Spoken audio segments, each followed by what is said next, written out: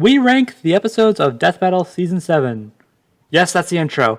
And that's what we're talking about today on today's episode of BrobusCast's Death Battle Edition.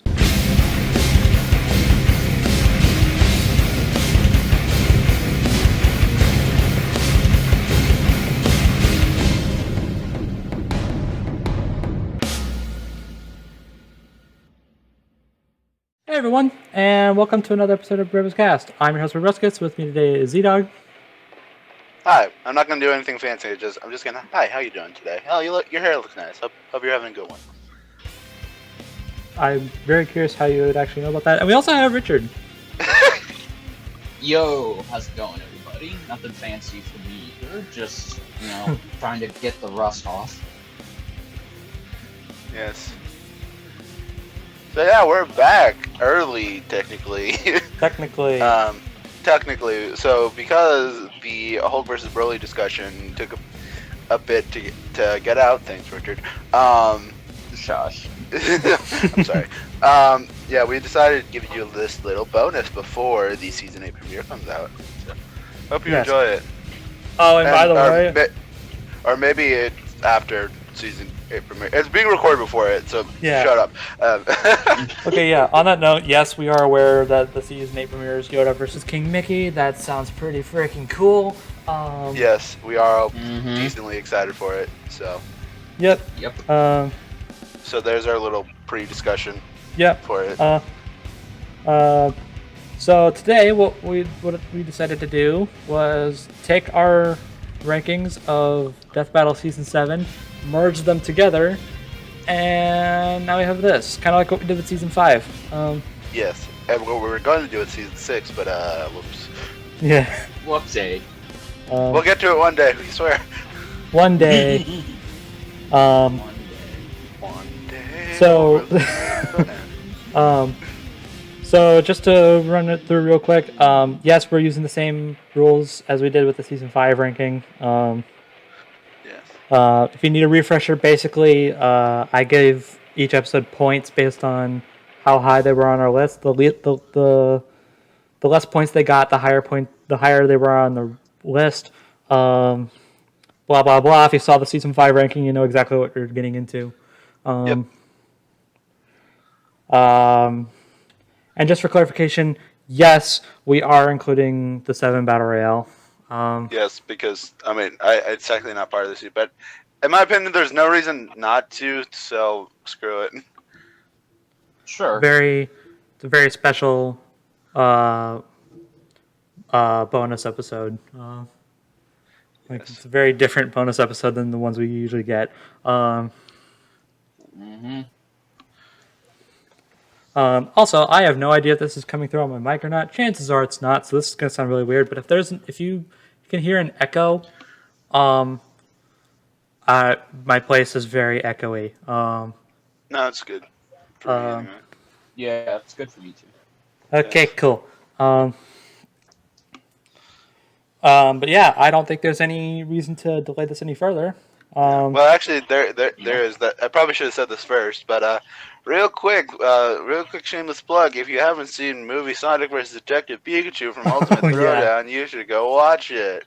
Real quick. Agreed. I wanted to get that in before we. Whoops. No, you're good. You're good. Yeah, I should have done that. Yes, go check that out. Yes. All right. Okay. So all right. So now let's get into the top 21 episodes of Death Battle Season 7. Yeah. Top 21. Yeah, pretty much top 21. It's actually top 19. We have 2 ties. But yeah, it's kind of top 21. Whatever.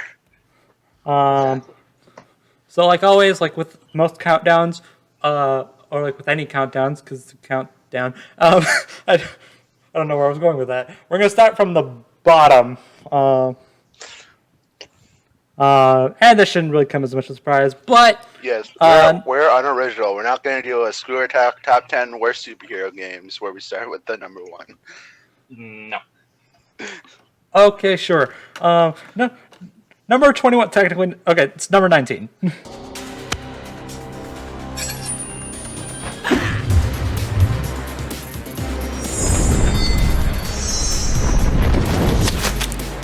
Shoot! You haven't won yet.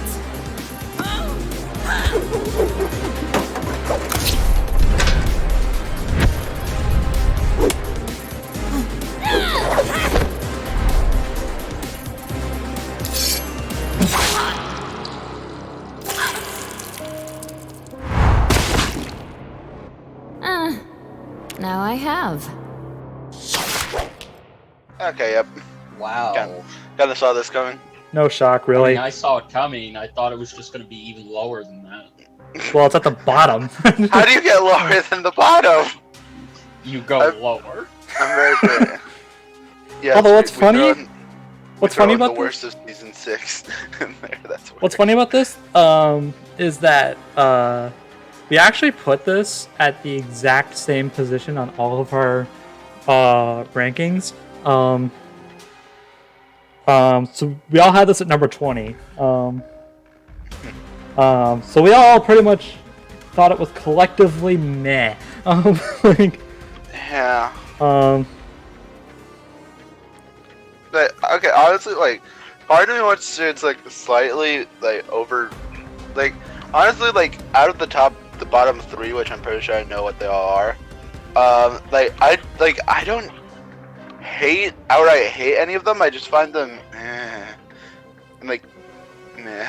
So I mean, I hate like 2 or 3 of them, but I would say I would say Batgirl versus Spider-Gwen is it's more mediocre than the other ones I hate. yeah, that's fair. yeah. Okay. I'm gonna go out on a potential hot take and say that this episode isn't actually awful. Agreed. Oh no. Like, I'm hearing a lot of people say that this is their the worst episode of the season. It's one of the worst ones that's been ever made, and I don't think that's the case. I do agree it's a lower point for the season, but I don't think it's that bad. It's just kind of. I mean, there are definitely some bad aspects about it, but like it's not like comparing I don't know, compared to the other like worst episodes of the series, it's just there. I mean, I would kind of be the opposite of these guys and say, you know, the main thing I hate about it is just the animation. I feel like the animation was a serious downgrade compared to the other SF9 fights we got, and I feel like not enough care was taken into it, and the fact that they cut out some of my buddy's storyboards and actually did the opposite of what he did in terms of the choreography and the camera, I feel like in that aspect, I'm not a fan of this animation. I can't bring myself to fully like it. Like, it's so bad that I think Sector versus Warlord is 10 times better than this. I mean, that's understandable. It is by far the worst of the SM trilogy, soon to be duology or quadology, whatever. Yeah, sure. There you go. But like, I totally get where you're coming from, and like having his storyboards cut does kind of blow. But like, I don't know. I thought Gwen was good. Like everything about Gwen, I thought was good. But that's just it. It's not enough to carry this fight. Like, you would essentially have one thing or one character have to carry this fight, and even that can't help it. It's just mediocrely lackluster. It lacks anything. Like, and the best thing it can offer in terms of the Bat versus Spider trilogy is it's 3D, it's Source Filmmaker, and the setting is in the Batcave. The latter of which you would think would be more included. I said this before, and I'll say it again. If you're gonna fight in the Batcave, you need to take advantage of everything that could possibly, be used as a weapon in there. And by the end, the Batcave should be up in flames from the epic battle that transpired. But no, none of that. Yeah.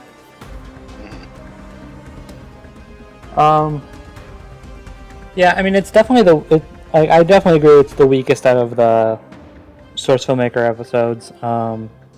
Like, this was definitely, like, compared to the others, this was definitely a low blow.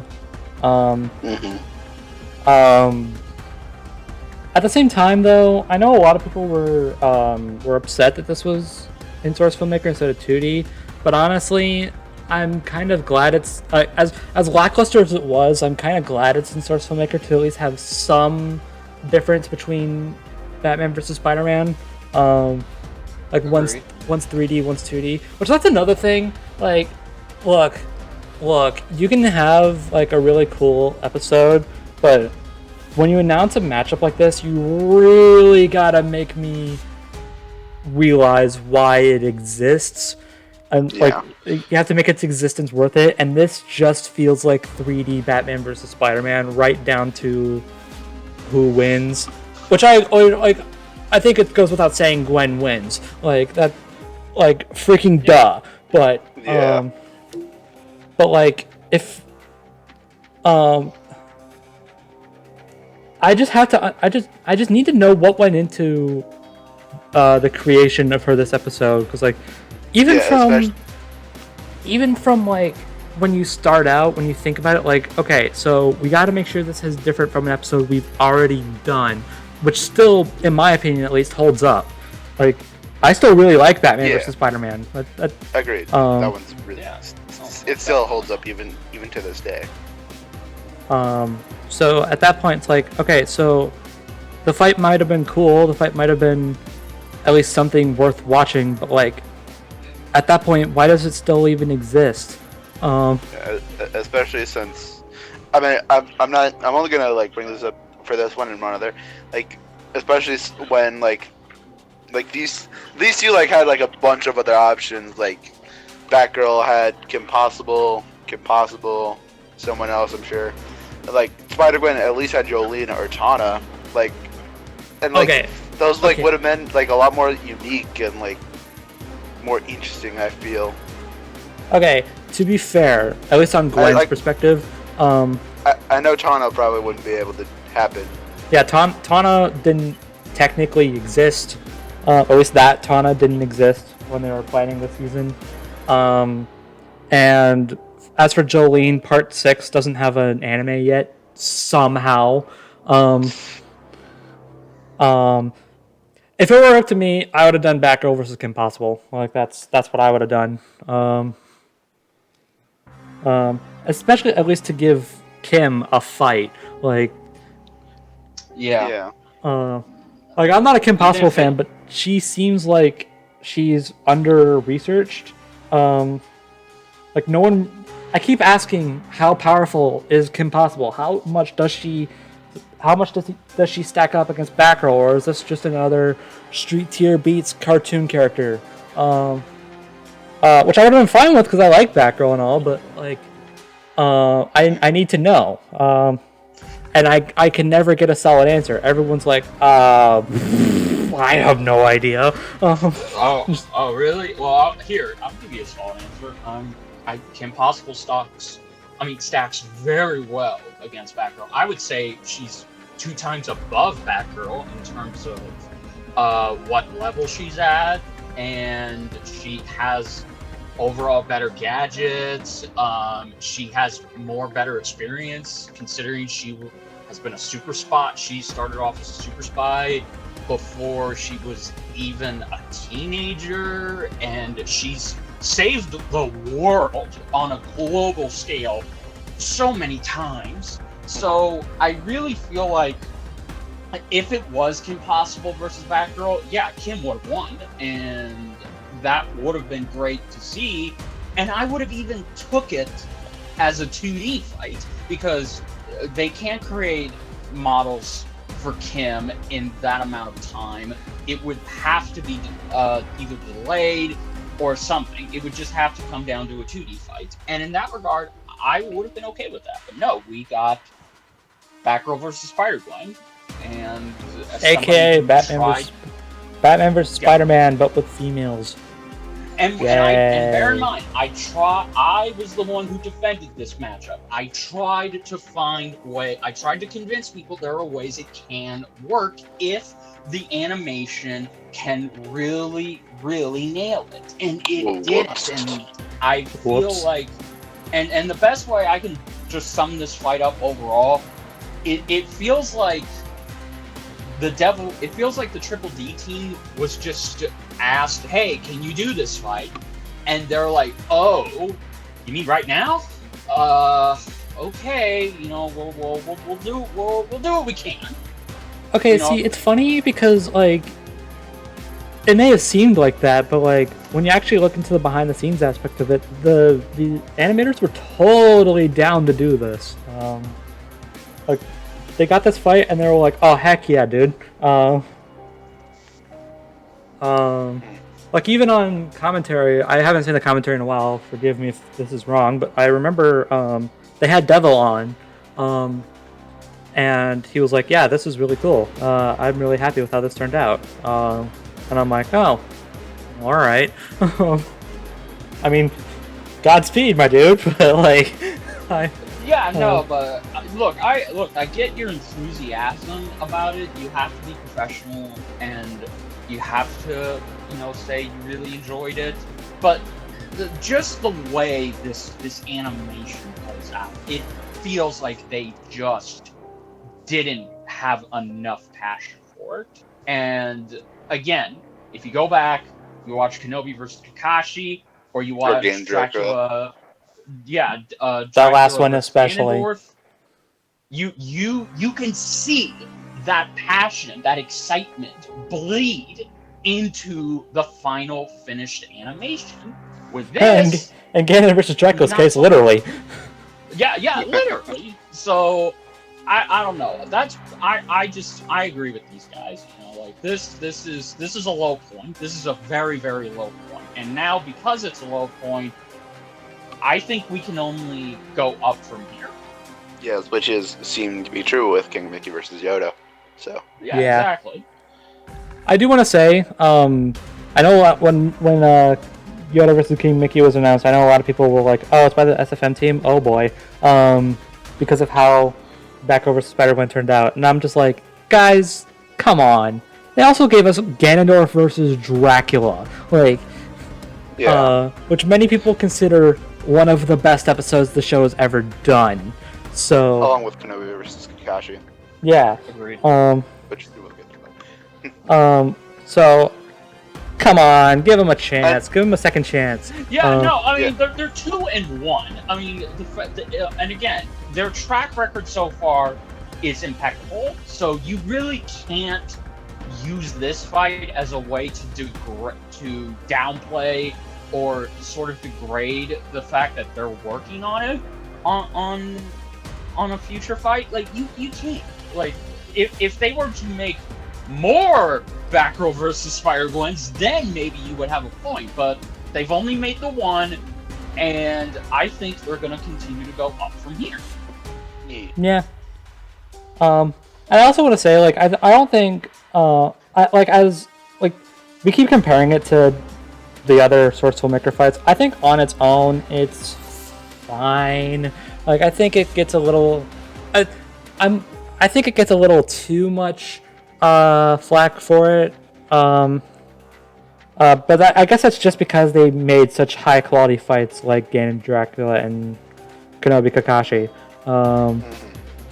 Like, I think if they started with this, I don't think people would still like it or love it at least, but I think they'd be more forgiving towards it, I think.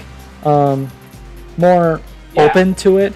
But because they gave us such high quality fights before, this just feels like something weird happened behind the scenes or something.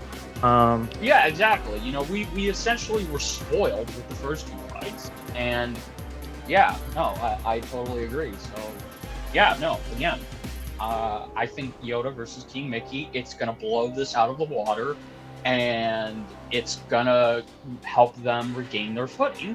Because if this ends up, okay, hypothetically, if this ends up being the only low point of the Source filmmaker team's career in animating for Death Battle, then you gotta admit, that's kind of impressive that they can only have one rotten egg. And let's be fair. Let's be fair. Everyone has a low point. Like, Yeah. no animator is safe from having at least one downer. Not even Luis. Not even Luis. Not even Torian, and he's like animator Jesus for Death Battle. I would say he's anime god. I think Luis is animated Jesus. Okay, fine, sure. But even they have their low points. Like we don't have any of Torian's low points in this ranking, so I can just go ahead and list them off. I don't think Laura versus Nathan is all that good. I know people really hate Yang versus Tifa. That's another one. Even RoboCop versus Terminator has aged like milk. And reminder that Luis's, I'm pretty sure, unless I'm mistaken, Luis's first ever project was Gaming versus Sonya. This is true. This is pretty true. Yikes. Yeah.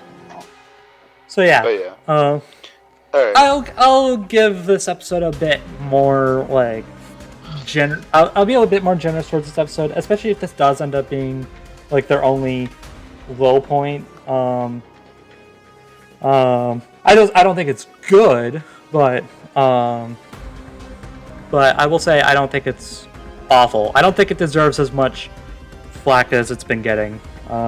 It's just collectively bad, but not so bad it's bad, but not so bad it's good either. It's just regular bad. Well, it's also not unwatchable. Like there are some fights where I just straight up can't. It isn't. It's not unwatchable. There are also by any means. It's just. There are some fights I straight up cannot watch. Like I just can't will myself to do it. The only reasons I've watched fights like Rainbow Dash versus Starscream again is because I had to record the audio for that for my voice actor video. By the way, go check that out. But am I gonna go back to that fight again? Heck no! I'll go back to this fight a million times over that. The opposite over here. I'll tell you. Okay, I would go more into it, but I'll tell you more off screen. Makes sense. Alright. Speaking of, we should move on. Yes. Yeah, I think we've been talking about this for a bit too much, so let's move on. Yep. Number 18. Oh, I forgot to mention Batgirl versus Spider-Gwen has 60 points. 60? Oh, 60. Or 16? Oh. Because we all put it at number 20. Oh, okay. we did. Jeez. Number 18 with 56 points is... You're finished!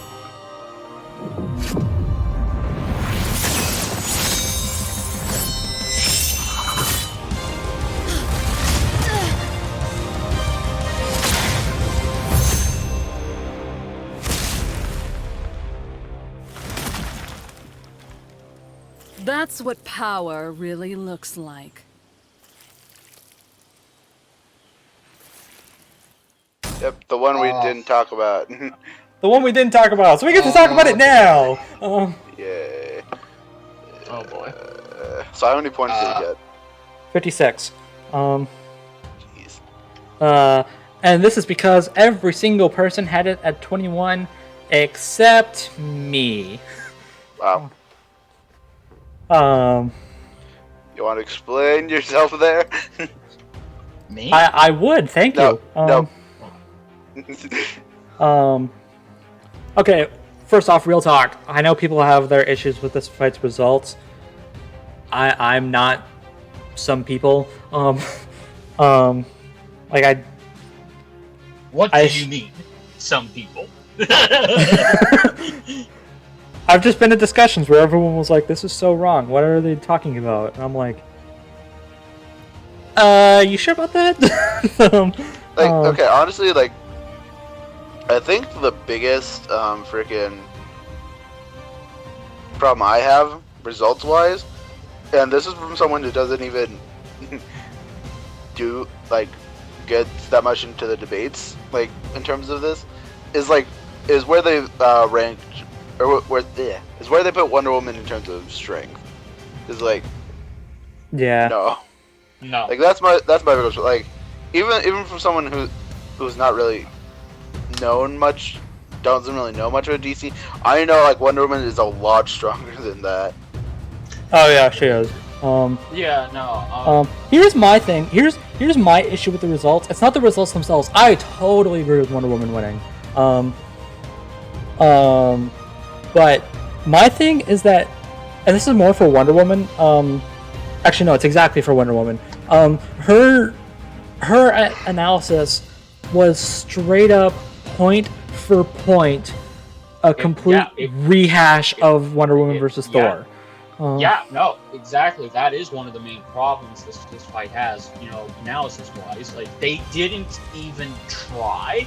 They strictly still continue to use elements of pre-Crisis and New 52 elements of Wonder Woman. And at that point, it's like, okay. Also completely overblowing her sword. Yeah.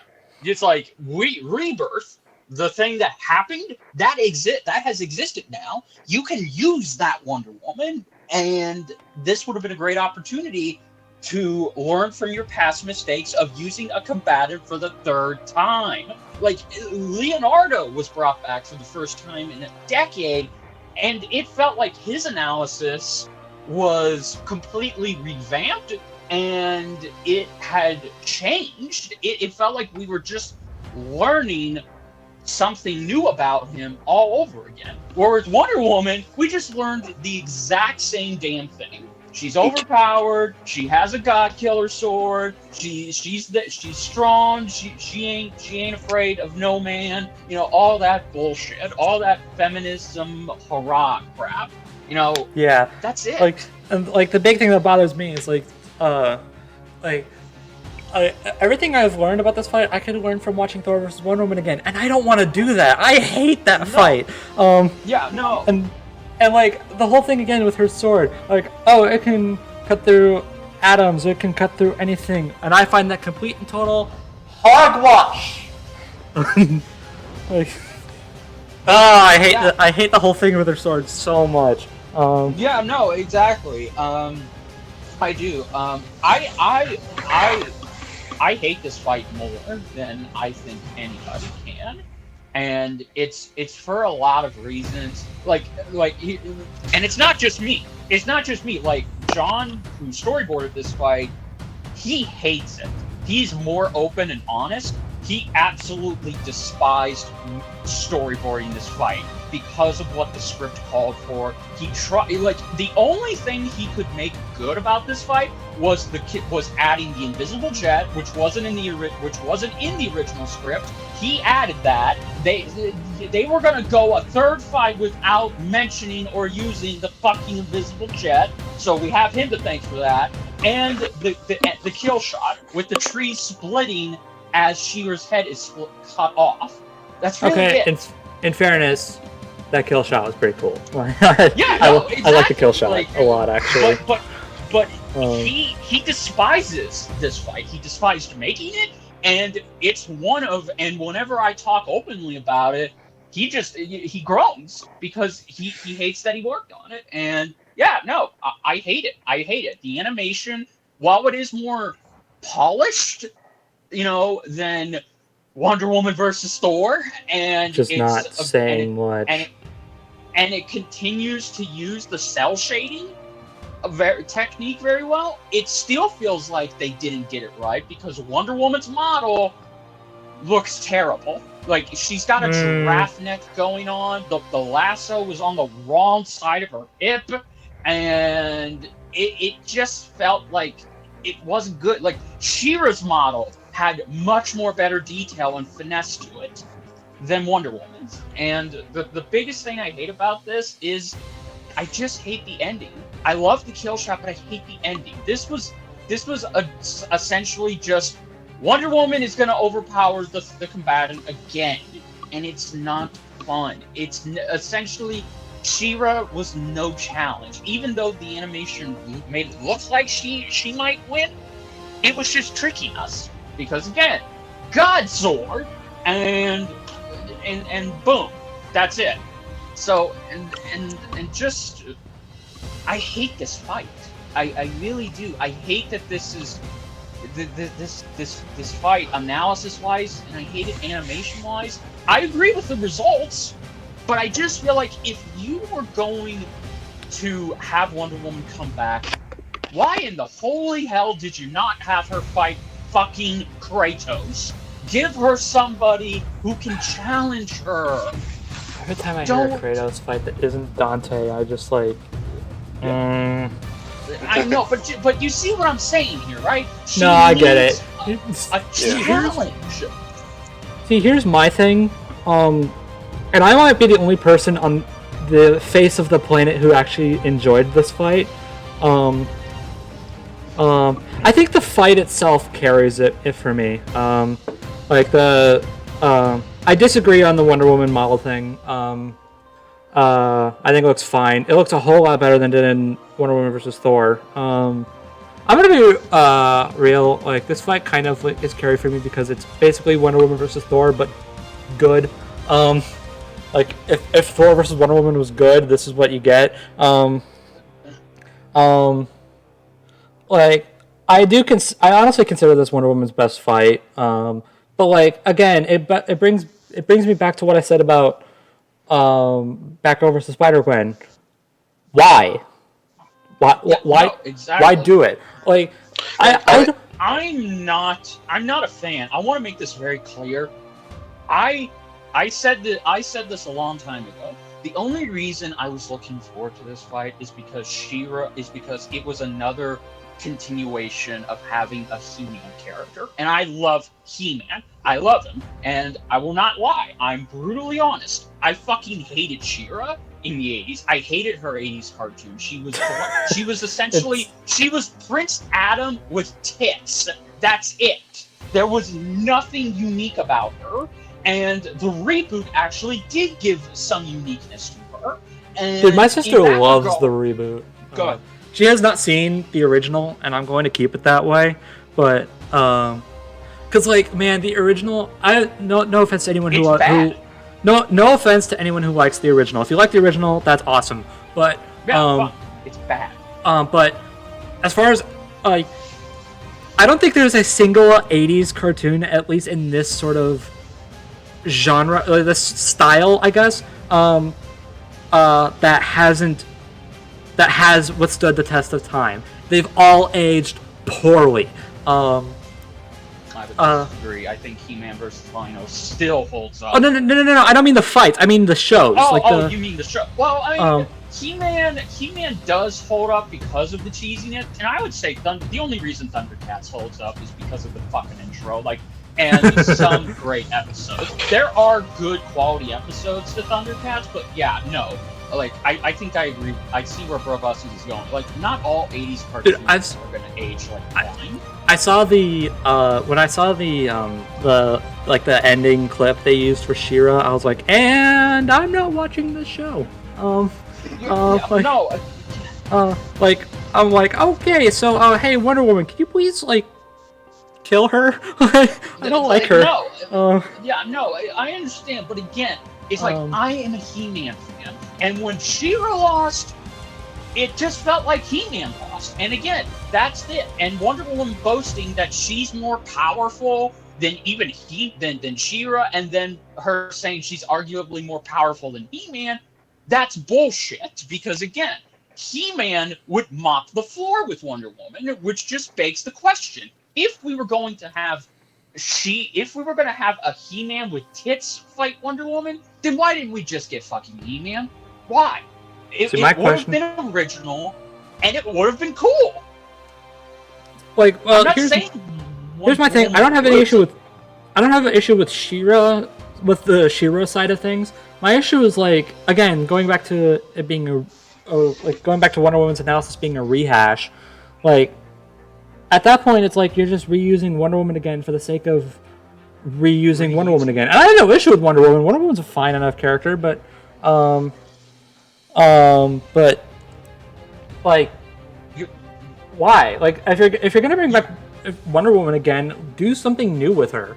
Yeah, no, you're making her look and sound boring when you do the copy paste analysis. And again, there has been plenty of new Wonder Woman content that has come out since Thor versus Wonder Woman, but we're still stuck in the past. See, this is another thing. Like, same idea, but different example. Look, as much as I hate Wonder Woman versus Thor, I will still give it props for giving Wonder Woman at least a semi-decent... Like, I don't discredit the fact that fight exists, because comparing Wonder Woman... the way they analyze Wonder Woman in that fight versus Wonder Woman versus Rogue, like, Wonder Woman definitely needed a modern-day analysis. Because, let's be real, going back to Rogue versus Wonder Woman is a train wreck. Like, it has aged so poorly, and not just in its animation, although that definitely hasn't aged well either. But anyways, no. I make it seem like I hate this fight, but I actually put it the highest out of anybody. I actually like this fight, like the fight animation, like the fight itself. The analysis, whatever. There were short bursts I that couldn't. are good. I'll give you that, but it's just it doesn't. It's too short. It feels like It is too short. Like, yes, I'll give you that. Yeah, no. It doesn't. Nothing happened. Nothing memorable happens other than She-Ra dying. That sword clash, like the sword fight, before like the ending was just, mwah! It's so good. Yeah, no, absolutely. Like that, I mean, everyone has pointed to that 15 seconds of sword fighting, and for good reason. It is beautiful. I love it. Yeah, And we actually get to see Wonder Woman without her bracelets, yeah. Yes, and it's not just her, and it's not her like without her wrists, so she just looks like Wonder Rayman. Also, this doesn't suffer from feeling completely and totally unfinished, unlike Wonder Woman's last episode. Like, as much as we'll rag on this fight, I still prefer it over Wonder Woman versus Thor, like, without question. I mean, like, let's be real. Like, canon-wise, this is probably the only. This is the best it's going to get for Wonder Woman, because the other two fights at this point are out of the canon. They're pretty much now. And Wonder Woman's. I don't think Wonder Woman's coming back after this. Like, this is it for her.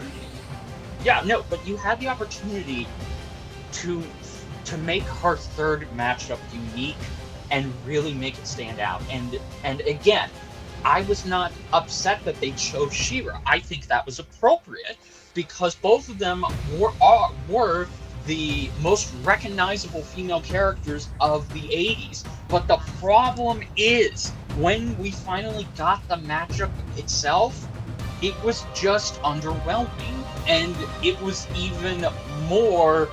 It was just less than there was less to be desired. There was just nothing that made this fight top 5 or even top 3 worthy. Yeah. I will say, though, props to Natalie Van Sistine. She really popped off as Wonder Woman. Yeah, no, exactly. And props to the voice actor who played She-Ra. I think, again, I love Cheesy's voice acting, and she was great. The way I look at She-Ra's voice acting is, what if they took the old She-Ra and made it sound like actual acting? Which they did do that here. I feel like they did do that here, and that's the way I look at how. That's the way I view She-Ra's voice acting in this episode. Like, what if we took the original voice acting and made it good? And again, huge props to Marisha. She is a great voice. She's arguably, she could arguably kick the old voice director's ass on the original She-Ra cartoon back in the 80s because she actually tells the actors to emote and not sound like a wooden piece of plywood with their deliveries. Yeah. So yeah, I'd say all in all, this fight is just there. Like it's, I'm probably the only person. I'm probably the only person here who doesn't think it's bad.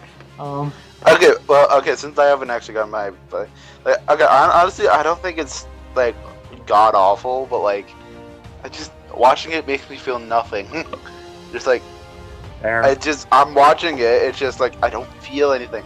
Like the music doesn't make me feel anything. The analysis segment. The music is so boring. Like, and like, no. and like there are some cool fights. Like, the music is just like generic, pretty music. Like, and that's it fits fine, it, but like it's not.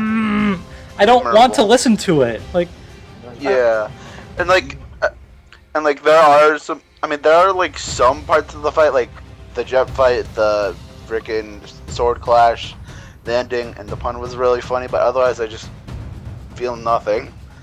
Yeah, no. Well, also and like, there was... and that's sorry, and that's like at least with Batgirl versus Spider-Gwen, like there are like some funny moments, intentionally or not, that I could laugh at. Like this, I just feel nothing. The only thing I felt for this fight is when She-Ra caught the pillar like a boss.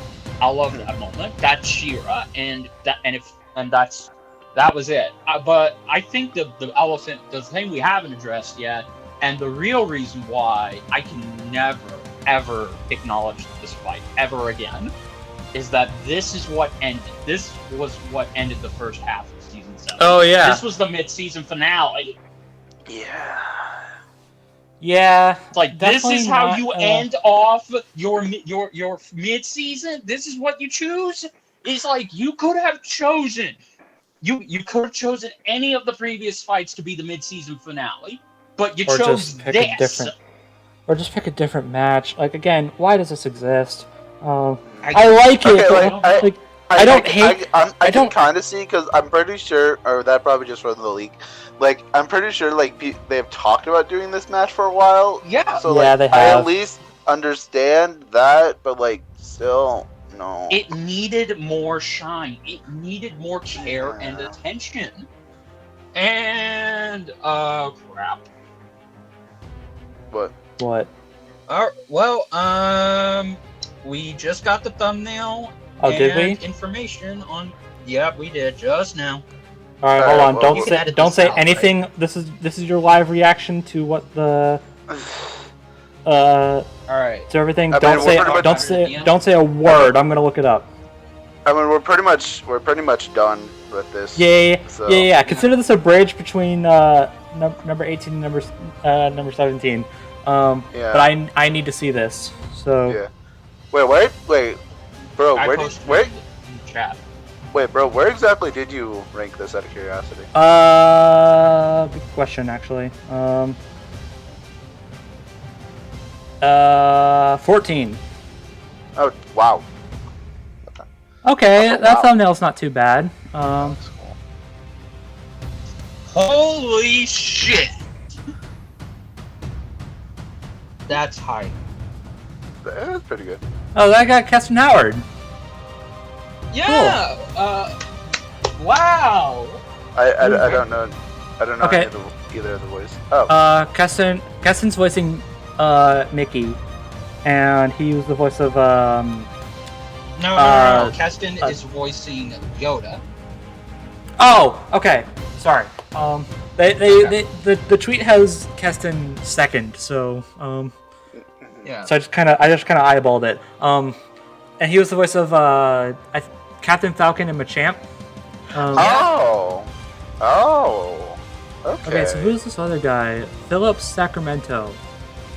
I've heard that name before, but I can't place it. Yeah, I don't know. But that's who they got for Mickey. for Mickey. Let's see. So okay, cool. All right, so Alright, there's your voice of positivity after all that negativity. Yeah. No. I think Ben saved us from talking from a topic of mediocrity. Yeah, you can't save us for long because we're moving on to number 17. All right. So this beats out Wonder Woman versus She-Ra by 1 whole point. Dang. With 55 points at number 17.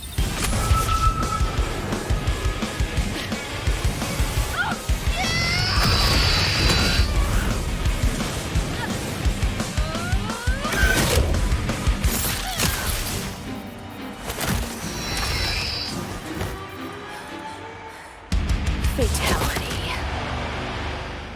Wow. Oh Okay. wow. I was expecting another fight, but okay. Okay. My summary. Sindel's model looked weird. We know.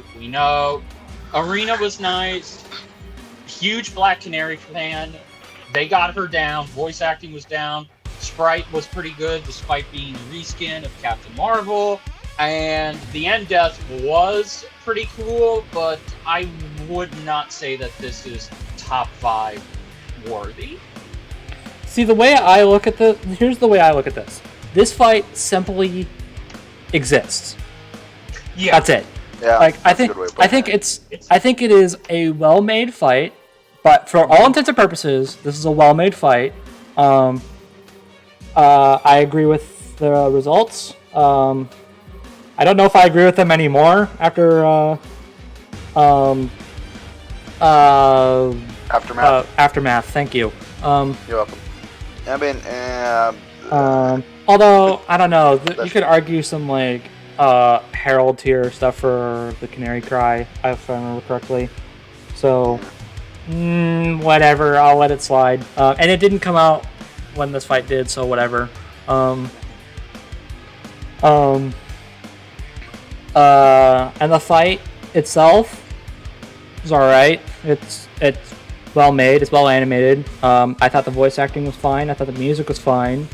I still hate the name just because that one they didn't spell combat with a K. Just that for that alone, I can never forgive this this soundtrack's title. But like it's kind of what ZDogg was saying with Wonder Woman versus She-Ra. I just didn't feel anything with this fight. Like I was like, all right, this is cool and all, but like I don't really care. And I don't know if that has something to do with the matchup or the characters or the fact that I knew for a fact that Black Canary was going to win. But like, yeah, I don't really know. Like, it's just kind of like, it's good. And yeah, that's it. Like, I didn't really have much, I didn't feel much going into it, and I didn't feel anything different going out of it. I was just like, okay, yeah, cool. Yeah, it's fine in my opinion. Like, it's nothing to like. I was gonna make a cry joke now. It's nothing to like. It's nothing like. I don't know how to put it. It's nothing like great. It's nothing that like you'll lose your mind over, but like you're not gonna lose anything watching it. So whatever. Yeah. Not really. Just walk into, if you're gonna watch it, if you haven't yet, just don't go into it with expectations, and you'll probably walk out of it with just as little. Yeah. I actually think that's why this is so low for me, because there are a few that I think this is objectively better than, but like again, it's just like I didn't feel anything. Nothing really stood out as like, oh yeah, this was freaking cool. But I mean, to its credit, at the same time, I didn't feel anything that I thought was straight up awful either. So like, Yeah. like I just thought, yeah, this fight it's a fight. I mean, to give it credit, it was better than I expected. It was better than I expected it to be, which was nothing. So I wasn't expecting much from it, but like it was a bit better than I expected. So that's good. Yeah. Yeah. Like, Yeah. Whatever. Like it's just a whatever fight. All right. That was quick. Quickest we've talked about an episode yet. I don't know how much that's going to change. All right. So number 16. 49 points for this one.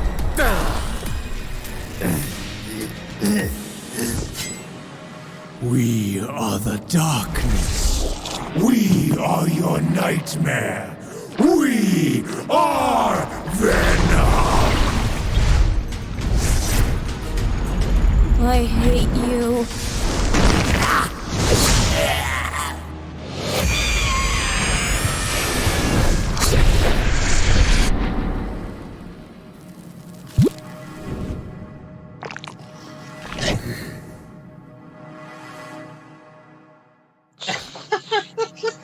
Y'all are gonna hate. Oh wow. Nope. Here we are talking about this fight again. Y'all are gonna hate me for this. My opinion has not changed. I'm just gonna stay out of it from here on out. Like, I have. Okay. That's not entirely true. Most of my opinions that have changed, admittedly, have changed for the better. Like, I think the music rocks. Actually, like, I actually really like the music. Yeah. I like the voice acting. I know people don't like Adam Winnick as Venom. I didn't care. I thought it was fine. I thought he was fine. I thought he acted a lot more like Venom in this than he did in Venom vs. Bane. Yeah, and I don't really know why. Because all the dialogue felt the same, but like I think it might have been the performance and maybe the filter they used. I don't know. It felt more like Venom to me than Venom vs. Bane did. But again, it just boils down to it just felt very Soul Eater-esque, and I don't care about Soul Eater at all. So Yeah, no, I'm not that big of a Soul Eater fan, but I will say this fight, what I did like about this fight is much like the Great Lucy versus Carnage, it was dripping with atmosphere, and it had horror elements, and it was definitely very well handled and very well done, and I like it, but I don't love it like I did that fight. I feel like maybe that's just coincidence that this fight feels like another Lucy versus Carnage fight. But it doesn't nail what that fight had. Like, that fight had more than just the atmosphere, the horror, and the music was even more better. The choreography was really taking advantage of what the two could do. Like, here it just felt it felt stilted. It didn't feel like they were really going all out with the choreography. this fight does have a bit of an impressive, and not in a good way, feat going for me. And that the character I cared about in this fight had both the hypest moments and yet still felt like he did jack all. Yeah. I don't know how they did that, but They did it. but they did it. Like, I both love and hate the things that Venom did in this fight, because like I don't know how to describe it. It's like the whole fight felt like a Soul Eater fight to me. Like it felt very much like skewed for Soul Eater, and I don't know if that was their intention. They definitely wanted it to feel like something out of Soul Eater, but I don't think they were trying to like throw Venom under the bus or anything. But at the same time, it's like everything that Venom did both was like the highlight for me, but yet didn't amount to anything. It's hard to explain. I don't even know what it is. But that's just it. I don't know. Yeah. I mean, well, I really don't have anything to add. Never mind. So, I don't know. I mean, I guess it was fine. I guess that's my general opinion. Like, I don't care. Like, there are definitely some cool moments. Just it didn't. No. Yeah. Also, the fact that probably. I mean, I guess I don't really care, but the Kate stuff before, like, also kind of skewed it. But whatever. I don't know. I thought I had an idea, but like I thought the Q&A would help me at least a little bit, but no, I have no idea. I just kind of like accepted it. I just kind of accepted the disappointment at this point. It's just like, yeah, okay, whatever. I will say, and I know they didn't. Ben had said that he didn't know about this going into it, but it did feel kind of skewed to have Venom go up against a character whose entire power set is sound. Venom's kryptonite. I know Ben didn't know that, so I don't blame anybody for it. But like, it kind of rubs me the wrong way. Yeah. So yeah, that's Venom vs. Crona. Yeah. Should have been Chronophilia. Goodbye. And at the very least, I'm at the very least glad it's not Crona versus Ryuko. I guess. I agree. Like, this fight's just. I think that's all that is. It's it's there. It should have been another. It shouldn't have been Venom, but whatever. I'm not gonna lose sleep over it. I'm happy that it's Venom and not Carnage. Yeah, I guess fair enough. Because Carnage would have felt like a complete like, even though like if Carnage gets the same weird BS upgrades that Venom does, it still kind of would have felt like a rehash of Carnage versus Lucy. More or less, yeah. Which is why they didn't do it, to be fair. So. Yeah. So sure, fair enough, I suppose. Okay. Anyways, next one, number 15, with 46 points is.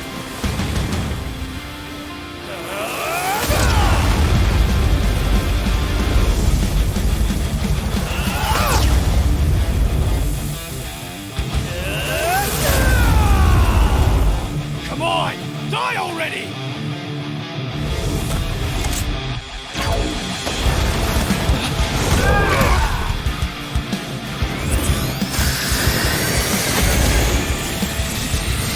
Not yet! I'm taking you with me!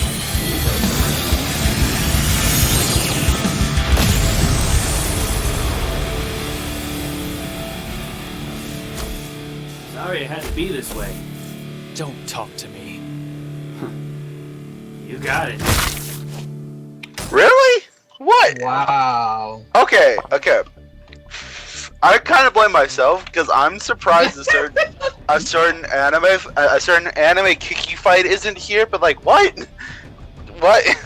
You want someone to blame? Blame Richard. He had this at 18. What? Richard? No, I stand by it. I'm sorry. I don't know. I guess. Okay, to be fair, ZDogg, you did have it the highest out of all of us. Yeah, because I mean, whatever. Like, honestly, I think this fight gets a bit too much flack. Like, obviously, I do agree that it's absolutely still the hand-drawn slide from Danny versus Jake. Like, I cannot deny that. But like, what we got with it was cool. Yeah, I liked it. I like the fight. Don't get me wrong. I just like the track was the best part. I just like other fights better. That's it. Like I've said this before. Okay, I've gone into more detail about this before, but I'll. And now you get to go into detail about it here. Yeah, I'll do it one more time. It's like, look, were there cool things in this fight? Yes, the beam struggle, the interactions, that was all cool.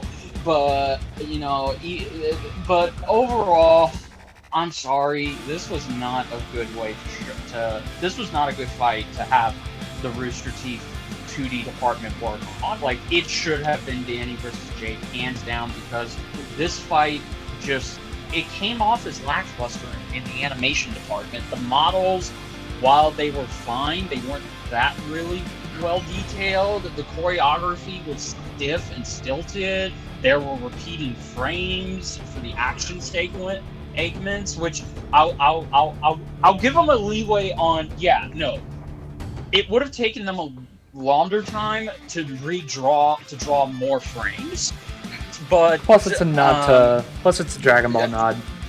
Yeah, no, and it was a nice Dragon Ball, but the fact that they didn't even use a hand-drawn background, they just plopped the hand-drawn segments onto a existing 3D background, so no one would notice, but I did. I thought that was kind of cool, I'm not gonna lie.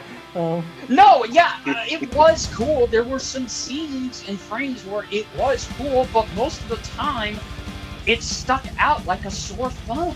It just made me. It was just like, okay, either push this fight back to give it more time, more polish, or just make it a 3D fight. See, that's the thing. That's where I'm gonna step in. Okay. Sure, go ahead.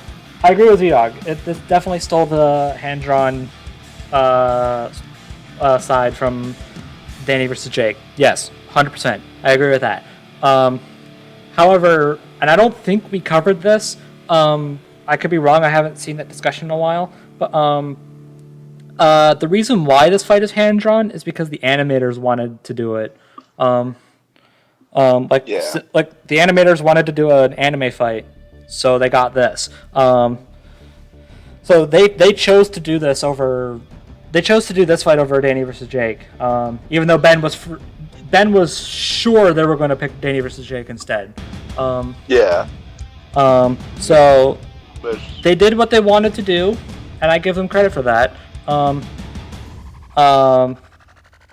I don't think this fight is like. I don't know. It's better than the.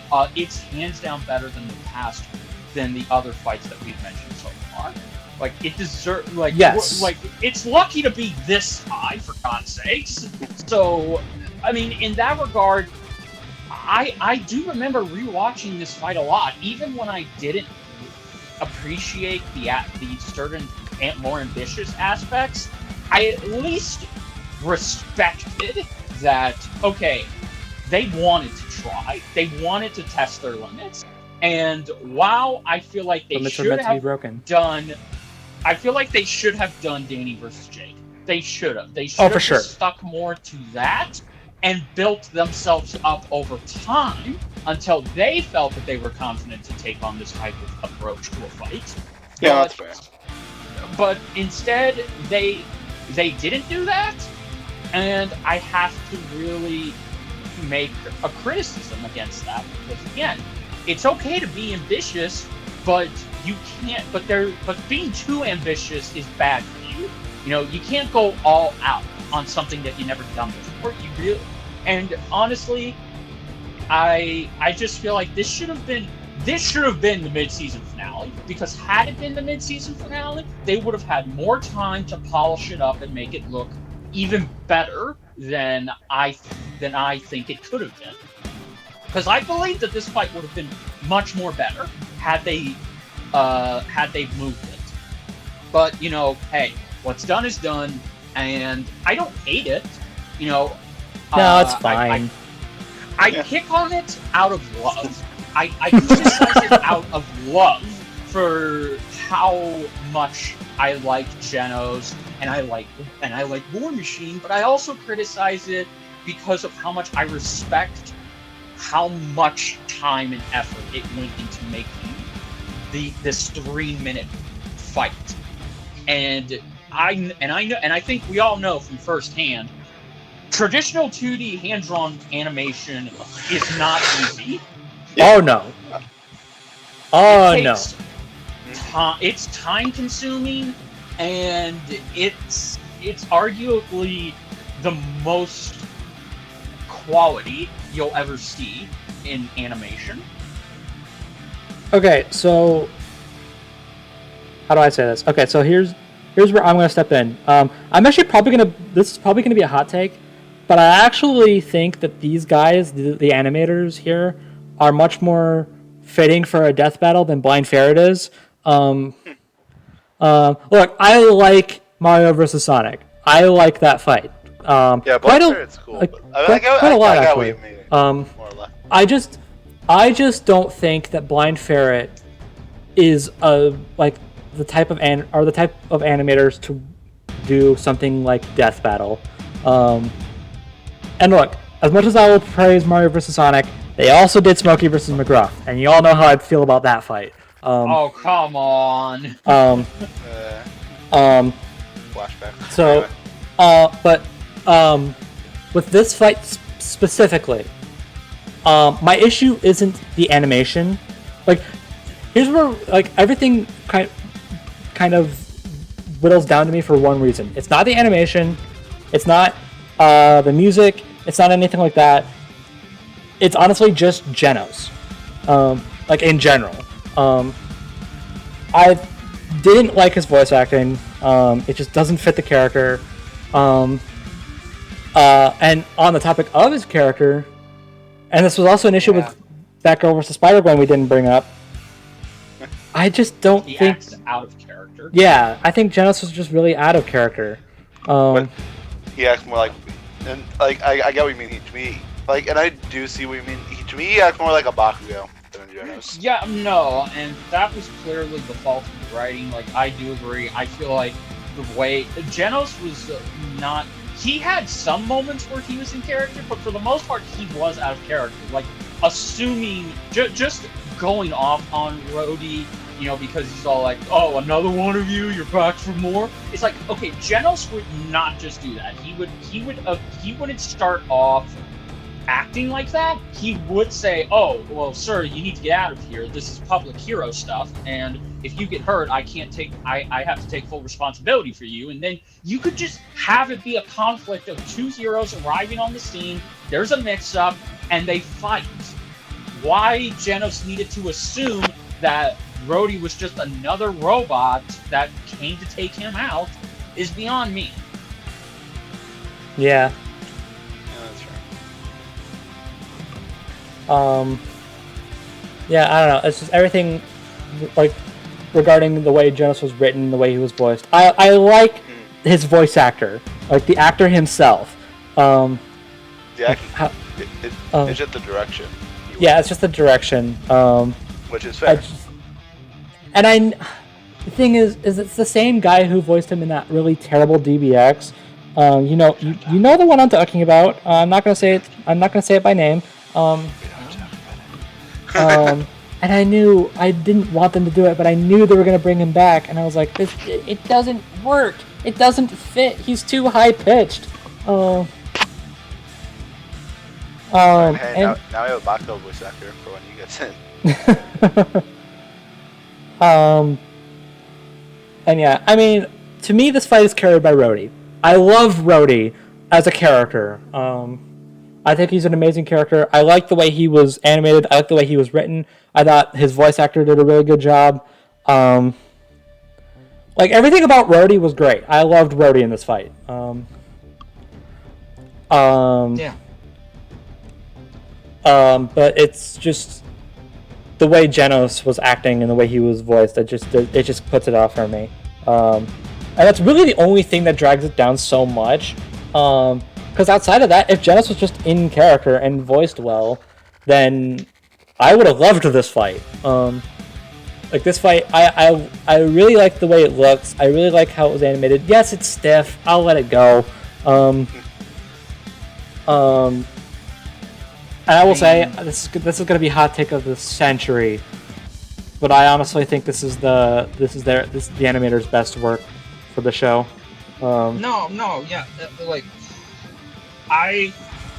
This is better than Deadpool vs. the Mask by a large margin. Then again, I mean, the reason why I don't like Deadpool vs. Mask isn't actually the animator's fault at all. It's just we're not here to talk about that. Yeah. We'll talk about that on another day. Yeah, maybe. but I mean, mind if I give a few thoughts off my? Yeah, Sure. well, okay. Okay.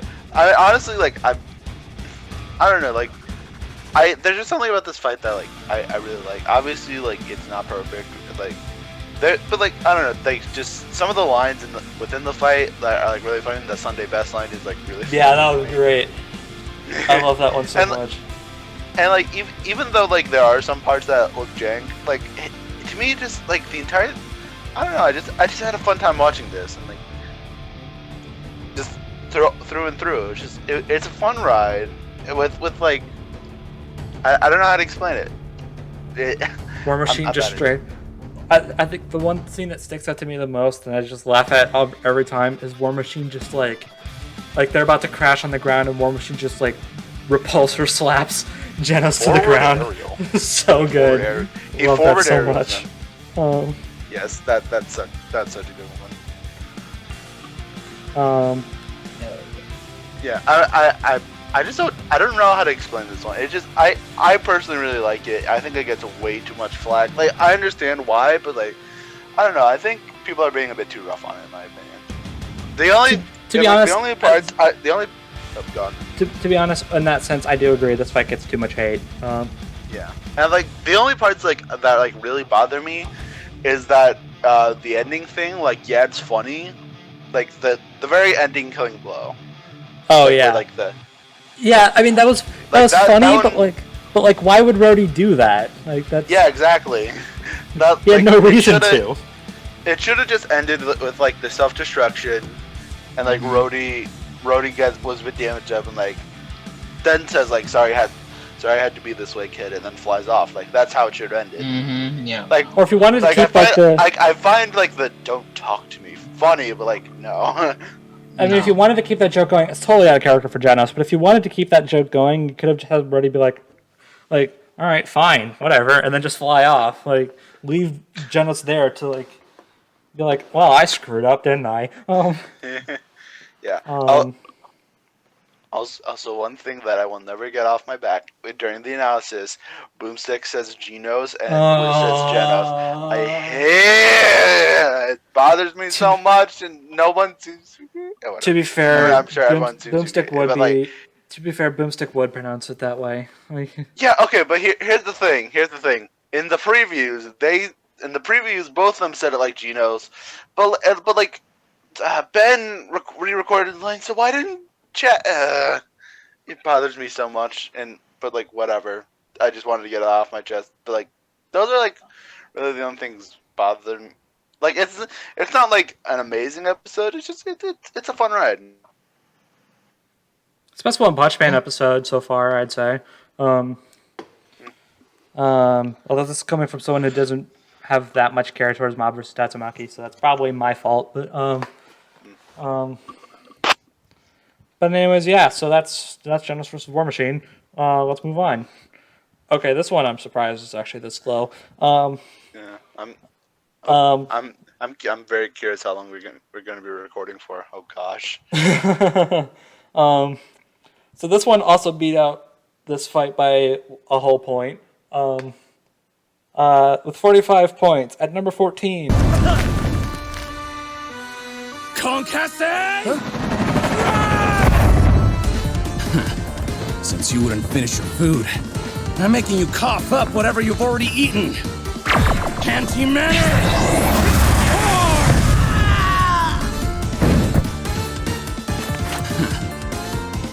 Looks like mild suited you best. My dish was too spicy for you. That time. I was expecting this fight to like show up like a few entries ago, honestly. Really? Yeah, I mean I don't know, cause like mainly because like the general consensus I hear is that everyone hates this fight. They think it's the second worst of the season. I'm actually I'm actually more surprised it isn't higher, to be honest. I don't think this fight's great by any means, but no, it's not. It's definitely not great, but like it's not that bad in my opinion. It's just middle of the road. Like there are definitely problems with it. Like obviously. See, the thing is this fight, Genos vs. War Machine and Batgirl vs. Spider-Gwen all suffer like the same issue in that they have one character that I thought was handled really good, and then the other was just there and not handled very well. And I think you know where this is going. Okay, let's talk about Lee. Let's talk about Lee. Oh man. Okay. He was alright in my opinion. I want it on record that I don't like Naruto. I feel like I've made that clear before, but in case I haven't, I'm saying it now. I don't like Naruto. So maybe I'm not the best judge when it comes to how Naruto characters are handled in this fight. However, even from that perspective, I can still tell that Lee wasn't handled in the greatest fashion. Yeah, same. Like, he just wouldn't act like that. That's just it. Excuse me. Like, the way he reacts, which, first of all, why is your face eating up when it's mild? Like, he just wouldn't do that. Like, even, I'm sure, like, even non-Naruto fans would, like, no, he doesn't do that. He wouldn't just react like that. Yeah. And I think the thing that sticks out to me the most, and I think it's the thing that kind of slaps you in the face the first time you hear someone talk, is the voice acting. Look, no disrespect to Mark Phillips. I'm sure he's a great guy. I'm sure he's a great actor. A lot of people were really hyped when he was announced to be a voice actor for Death Battle. So clearly people like him. Admittedly, I had never heard of him before this fight. But okay. So it's interesting.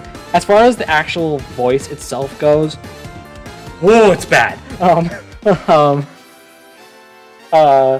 The actual voice just does not. It doesn't sound like Lee. I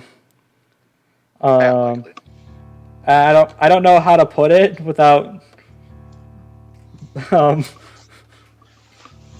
bordering on some like really rough territory, but like like the voice is good on its own, but like in the context of him playing this character, it doesn't sound good at all.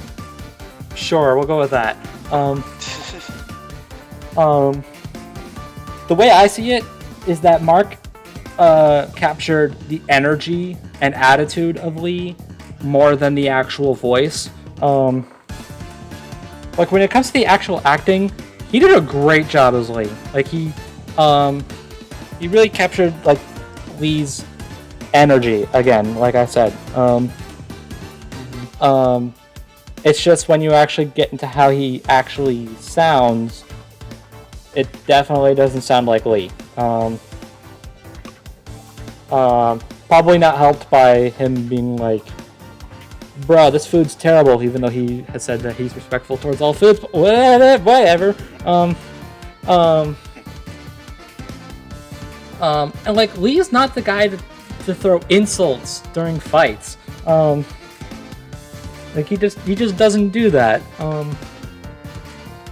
So to just have him be like, I see your fighting styles match your skill in cooking. I'm like, this is Lee we're talking about, right? Like this is. Yeah, which I mean, honestly, if that fight, like if the first line was a bit more positive, like it should, that line would make a little more sense in my opinion. Yeah. So I think what should have been done is that either start with drunk Lee, which they didn't, but whatever, I'll live with that.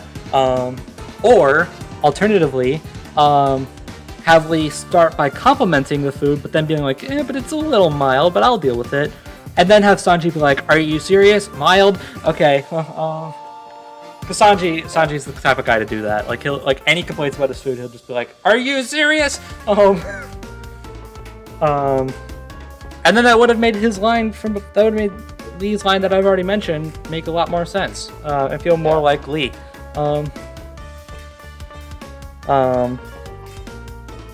Although I did mention it when we talked about this fight, and I'll say it again. Lousy did come out and say, like, okay, I probably could have wrote this better.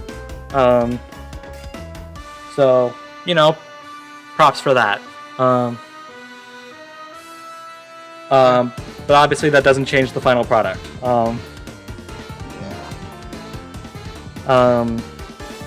And then alternatively, Sanji was great.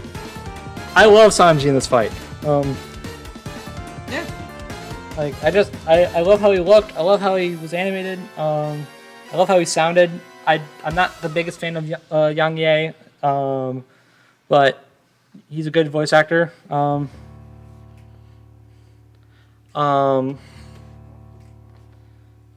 he sounded like Sanji, so, you know, whatever. And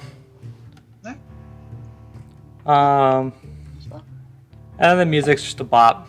I like it a lot. Yeah. It's good. Yeah, I've got nothing more to add. Richard, you've been quiet. Do you have anything to add to this? I just find this fight alright. You know, I agree with the points you brought up, but I feel, and animation was pretty good. Nothing too special. It was just alright. Okay. I guess look at my little thoughts. Like I said, it's not like I still think people over exaggerate their hatred. Like, obviously, like there are things that are actually a problem, but like it's not that bad. Like, nothing worse this season. So like, it's just okay. Yeah. I mean, I'm glad we have a One Piece character that isn't fight, like, it's not a One Piece versus Fairy Tail fight. Although speaking of, let's move on. Number 13 with 44 points, again beating out this fight by a whole point.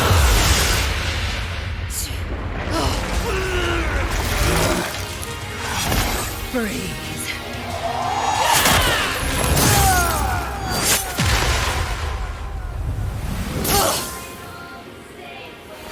Congratulations and goodbye.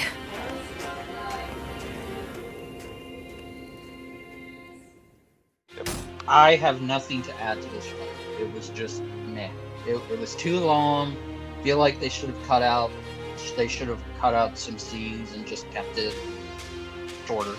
But it was alright. I like everything audio related that went into this fight. I love the music. I love the music. And I like the voice acting. I know people have their issues with how Esdeath was portrayed, but as someone who cares very little for both the character and the show, that was fine. I like it. And then I just really like Gray in this fight, so I'm sad he lost. And yeah, I definitely prefer him in this fight over Esdeath. I'll be real. But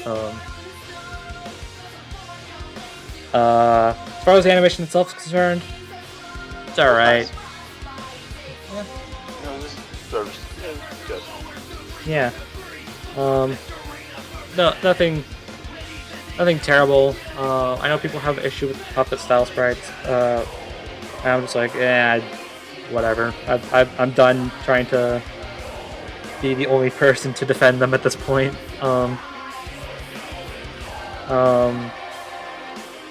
Like I've made my thought pretty clear on the puppet style animation as a whole, and I don't think my opinion will ever change. Fair enough. So yeah. Okay, that was the quickest we've talked about a fight. Oh, by the way, Esdeath totally wins. It sucks to say, but Esdeath totally won. Yeah. I got nothing to that. It's just fair. Yeah. though.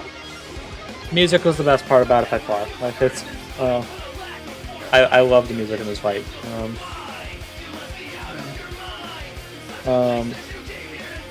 Okay, moving on, and we have our first tie.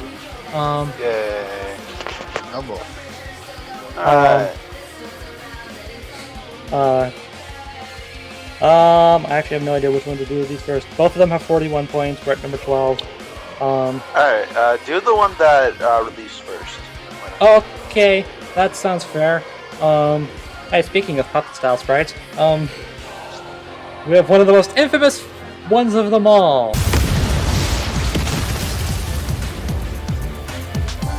Guess I was too hot for him. But I'm way cooler. Get out! D to the A to the N and Y. This dragon's got claws and waits to fly. But I'm still better than this other guy. Hey, what? Whoa! Time's up, pal.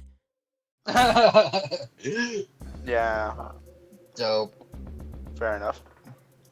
First off, I'm just gonna say, and I'm 100% serious when I say this, I still cannot get over that they called it Danny Phantom versus American Dragon Jake Long. Thanks, Death Battle. I hate it. But to get on a more serious note, this fight's fine. I think this is another fight that I feel like gets too much crap. Okay, honestly, I think the most hatred it gets was the preview, which is like understandable, but like otherwise it gets better. Yeah, Watch gets the rest of way it, please. Better. It gets like 1,000 times better after the preview, so don't worry. Yeah. True. And I will say, just this will sound like a negative thing, but trust me, it gets positive. I will say, and I said this in when we did try to do a top 10 when She-Ra vs. Wonder Woman came out. That never came out, and nor will it ever. And I said it then, and I'll say it here. This is Nal's weakest performance. Ironically, it's first to win. Yeah. And that sounds negative. I still think he sounded good. I still like his performance, and that's not, and saying it's Nal's weakest role isn't so much saying that this role was bad. It's just that his other roles were fantastic. Yeah.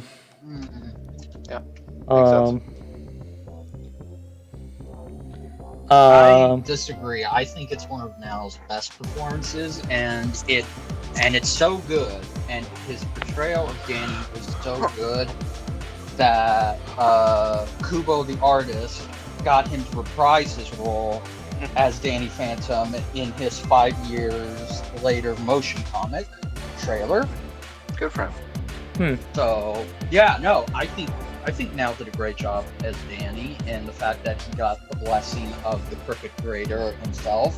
Yeah, that's the thing. Like I may say that this is his weakest role, but he's still got a shout out from Butch Hartman. So clearly he's won there.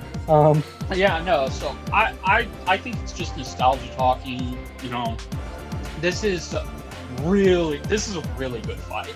I actually, in my original list for this that I was going to do by myself, I actually put this fight above Broly versus Hulk. Wow. Oh. Yes. And I stand by that. Oh, and sure enough, I'm looking at his list now. Yeah, he did. Yeah, no. I stand by it. I do like this. I love this fight very, very much, and I love the track. Okay, yeah, I want to talk about that because I feel like in our initial discussion on this fight, I was a bit harsh on the track, because I was like that because when we talked about this fight initially, like before it came out, we were all like clamoring and hoping that this would be a vocalist track, and it wasn't. Yeah. And I still stand by that's a disappointment. But hearing the track a bit more now, I'm like, all right, I apologize for how I for how I acted towards this track. It is a bop. Yeah, no. It captures the electric sound that Danny Phantom used in his show, and it also adds the traditional Chinese sound that Jake Long has in his show. So it does a great job of blending those two iconic sounds together in what feels like a legitimate crossover. So I like that both of them got their time. They both got equal time in the track, and I've listened to it so many times. I can imagine the fight playing out in my head when I listen to the track. Like, I don't need to watch the fight to see it play out. I can just see it in my head because that's how great this track is. Yeah. So. And again, like, they got recognition from Butch Hartman because of this fight, so yeah, you know, once you get it doesn't matter who the creator is. Once you get recognition from them for using their character, you've succeeded. Oh yeah. Yeah, that's fair. It doesn't matter. It doesn't matter who the creator is, and I know everybody. I know there's a lot of people who have some very choice words about Butch Hartman. Yeah, no. Yeah, no. I don't love the guy. Look, all I'll just say about it, without going into full detail, I love the fact that he gave me Danny Phantom, but I do not think, but I will say this, he did not create my childhood, and I don't care for him that much as a creator, because that's just it. Yeah. No, did you guys hear? If you haven't, I'll no, I'll explain off screen. But have you heard what he's done recently? Oh, I've heard. Okay, cool. More or less. Let's get into off screen. Yep. Okay. It's not relevant to this fight at all. It's not relevant to Danny Phantom at all. So. Is that any other thoughts we want to give? No. Like, it's all right, in my opinion. Like, there's nothing really else to be said. The only real problem I had is that, like, Danny's last line before Jake's death was a tad weird, but otherwise it's fine. Like the whole "time's up, pal"? No, but I'm still better than this other guy. Oh yeah. Well, see, the funny thing about that was originally, and I wish they would have kept this, but in the original storyboard, when he possesses Jake and he goes into that song like D to the A to the LLY, this dragon's got claws, links to fly. I'm still better than this. That they actually used the voice. They actually used Jake's voice, so Jake is the one saying it. Yeah. While he's being possessed. I can confirm that. But then they changed it to Nell saying it, so it just another thing I thought was weird, since I've actually seen the storyboards on this one. You're welcome. Nell's performance was very different than what we got in the fight. Yeah, it was a bit deeper. Yeah, and I don't like it. I'm actually going to be real. I don't like it. I'm very glad they changed it. Yeah, no, they must have added a filter on it or something to make it sound more high-pitched. And if that is the case, then I'm happy they did that. Because, yeah, I think... I don't know, maybe Nell couldn't capture... Maybe he fully couldn't capture that high voice that Danny has. Because again, we've all gone through puberty, so we kind of lose that high pitchedness to our voice. But I still think he did great, and also too, the fact that he's gotten to play not just Ben 10, but now Danny Phantom, I think that's just awesome. And now proves once again that He's the master of playing our childhoods. This is true. I didn't even grow up with Danny Phantom, but I can confirm that. Yeah. Yeah, this fight was good. I'm happy it got up this high. Yeah. Also, hooray, he won. Hooray, now won. This is true. I actually can't speak for Dom at all. Jake's voice actor. Yeah. Because again, I don't watch the show. It's actually on Disney Plus now, apparently. Like now of all times. So maybe I'll give it a watch. Well, I mean, as somebody who has unfortunately rewatched all of season 1 of American Dragon, Jake Long, for a review plug.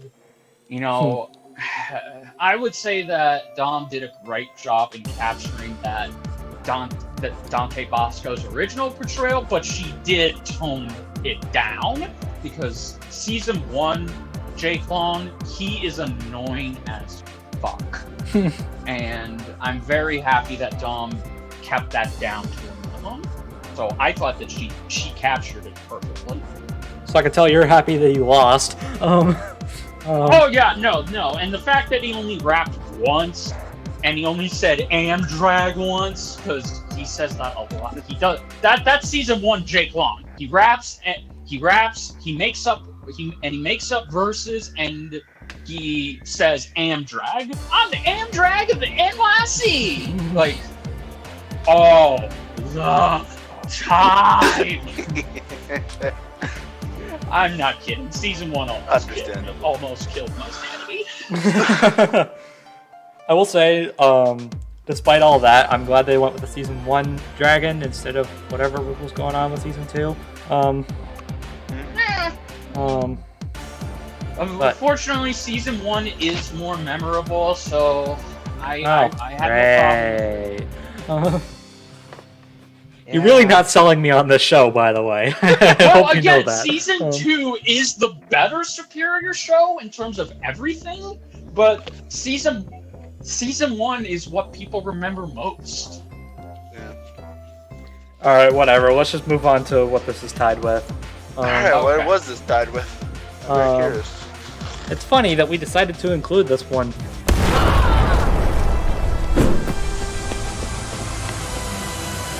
Come on!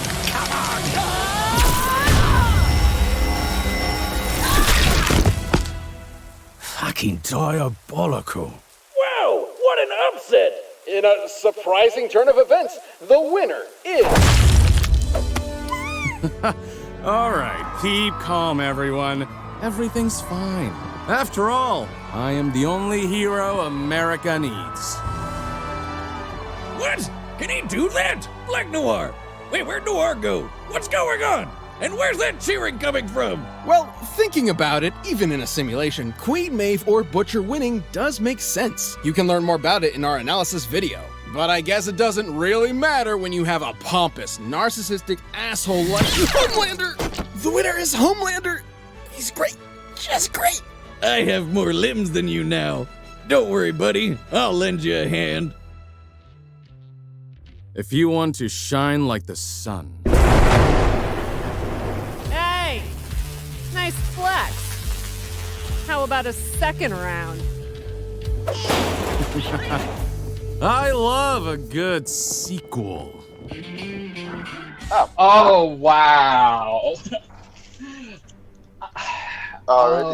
By far the weirdest fight they've ever done this season, and not for the reasons they were hoping. Oh boy. Okay, so I think I'll go first because I probably have the one. I'm probably the one with the least to say because I don't watch the show. I don't watch The Boys. You said it's really good. I probably will at one point. I'm just saying I haven't yet. Okay. So as far as the fight itself is concerned, all that aside, I thought the fight was fun, and that was about it. But then I started looking into it a little bit. I still think the fight is fine enough. I understand why this is tied with Danny versus Jake.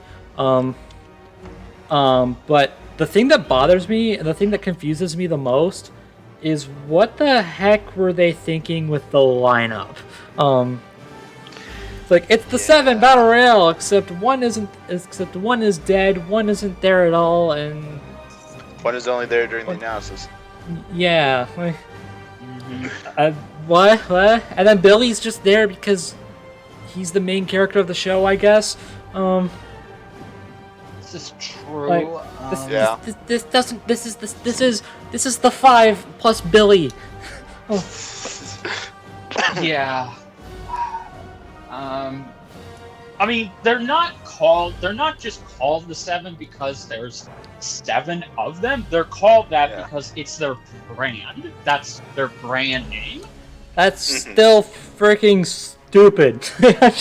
Well, blame the creator, Guards Ennis. Okay, I blame you then. I guess I don't know. I have no freaking clue. And yeah, I gotta say, total shock they didn't get the original actors. But what they did end up going with, I actually prefer. Because you have one who sounds like Dingo Dial, even though it's a female trans actor. You have someone who voiced in Smash. You have Yang Ye. He's just there.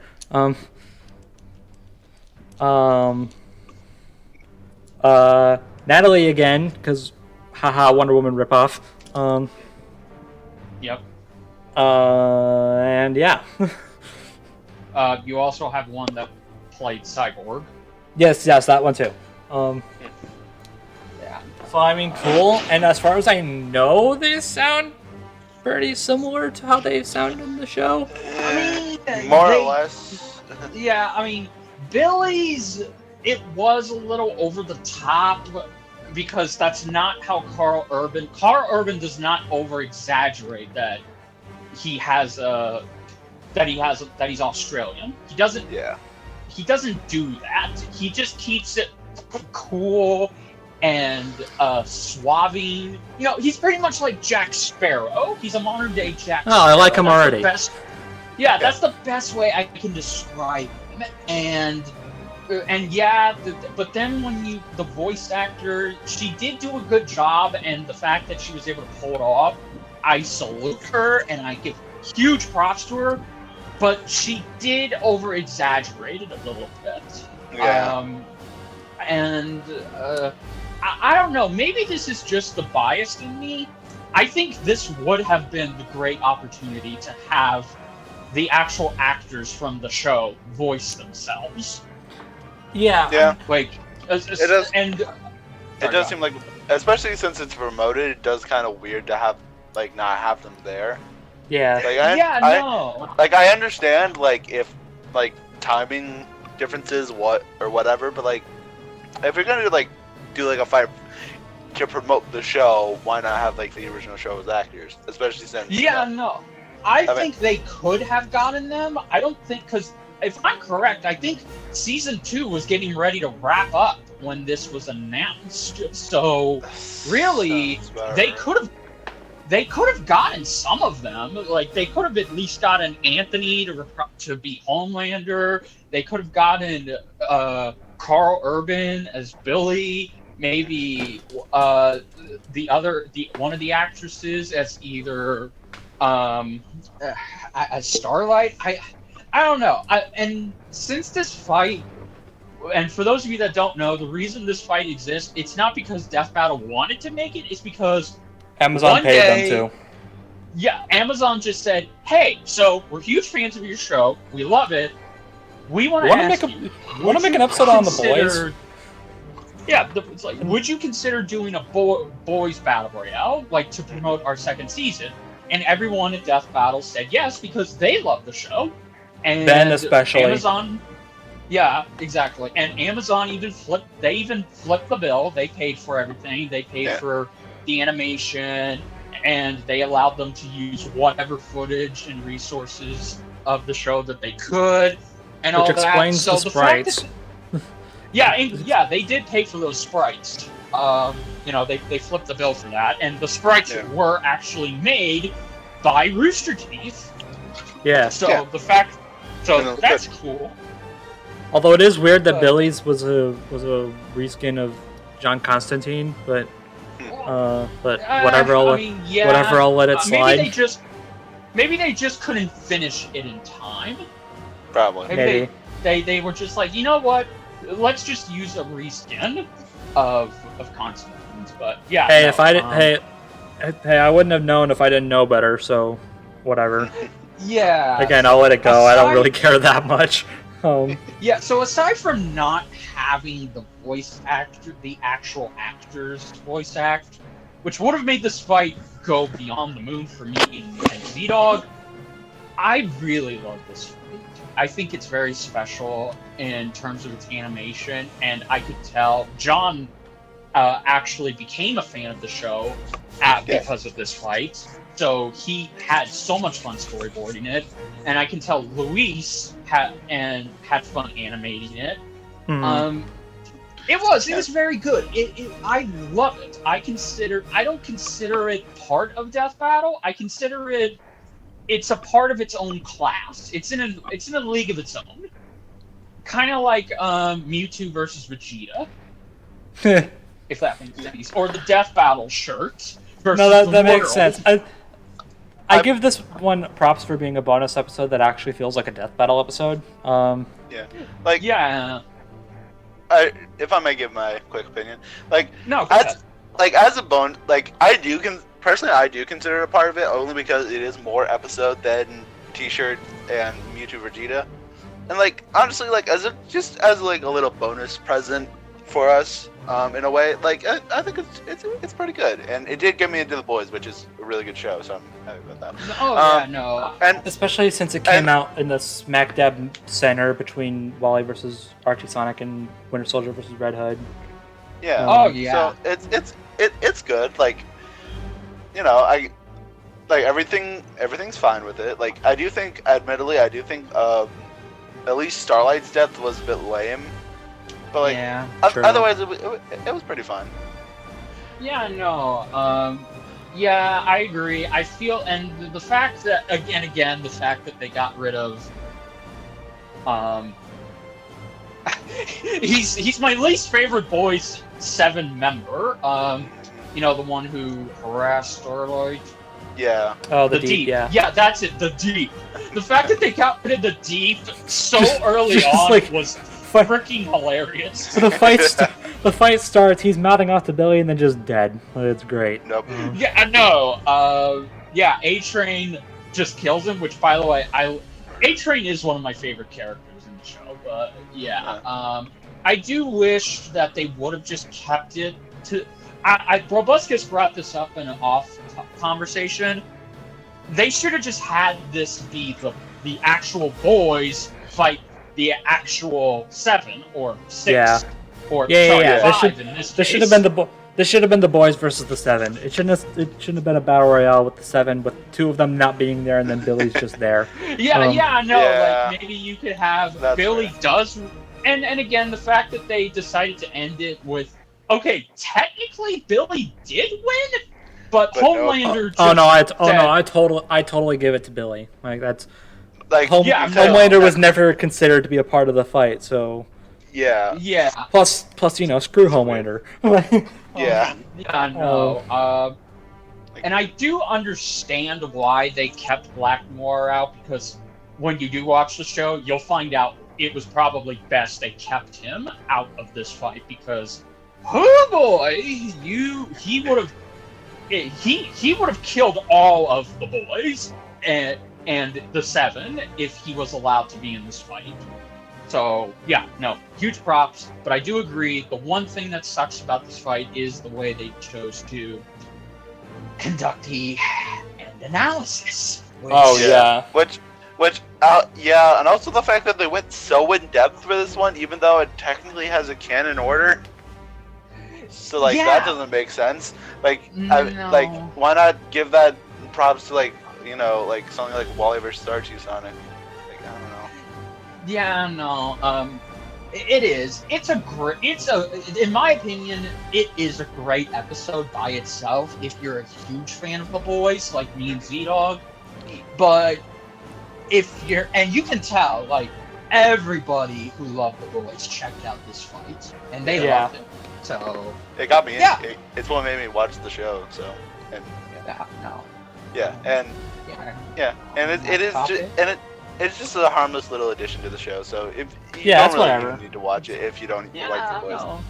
I do hope this like even though I don't care even though I don't watch the show and therefore I don't really care for these characters. I do hope that this paves the way for more episodes, like more official episodes featuring these characters. Billy versus Stain. The two that stick out in my mind, the two that I would go with, there are two that I've immediately thought of. One is, yes, Billy versus Stain. That is one. That's the one I want the most. That sounds really cool. The other one, I brought it up when we were chatting about this earlier. Is Homelander versus Injustice Superman. Oh yeah, that one's really cool too. Yes, I like that one a lot. Do that. Yes. And thankfully, I think that one's a little more likely considering they're doing the separate versions of characters now. So yeah, yes, very agreeable, and also too, plug. Can't wait for season 3. Oh yeah, that one's gonna be good. Yeah. So yeah, I got nothing else to say about this fight. It's great. I'm happy it tied with Danny versus Jake. Yeah. Yeah. All right. But seriously though, Billy versus Stain. Anyway. Moving on. Number 11 with 38 points. We're out of a tie for now. We have another infamous puppet style sprite fight.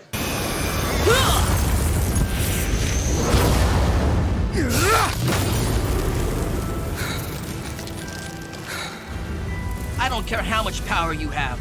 I know who I am. I will win!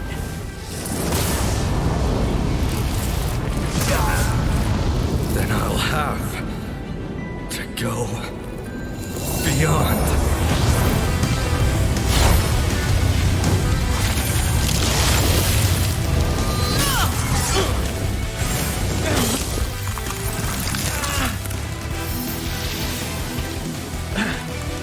I am the Fire Lord. I will win this for my honor!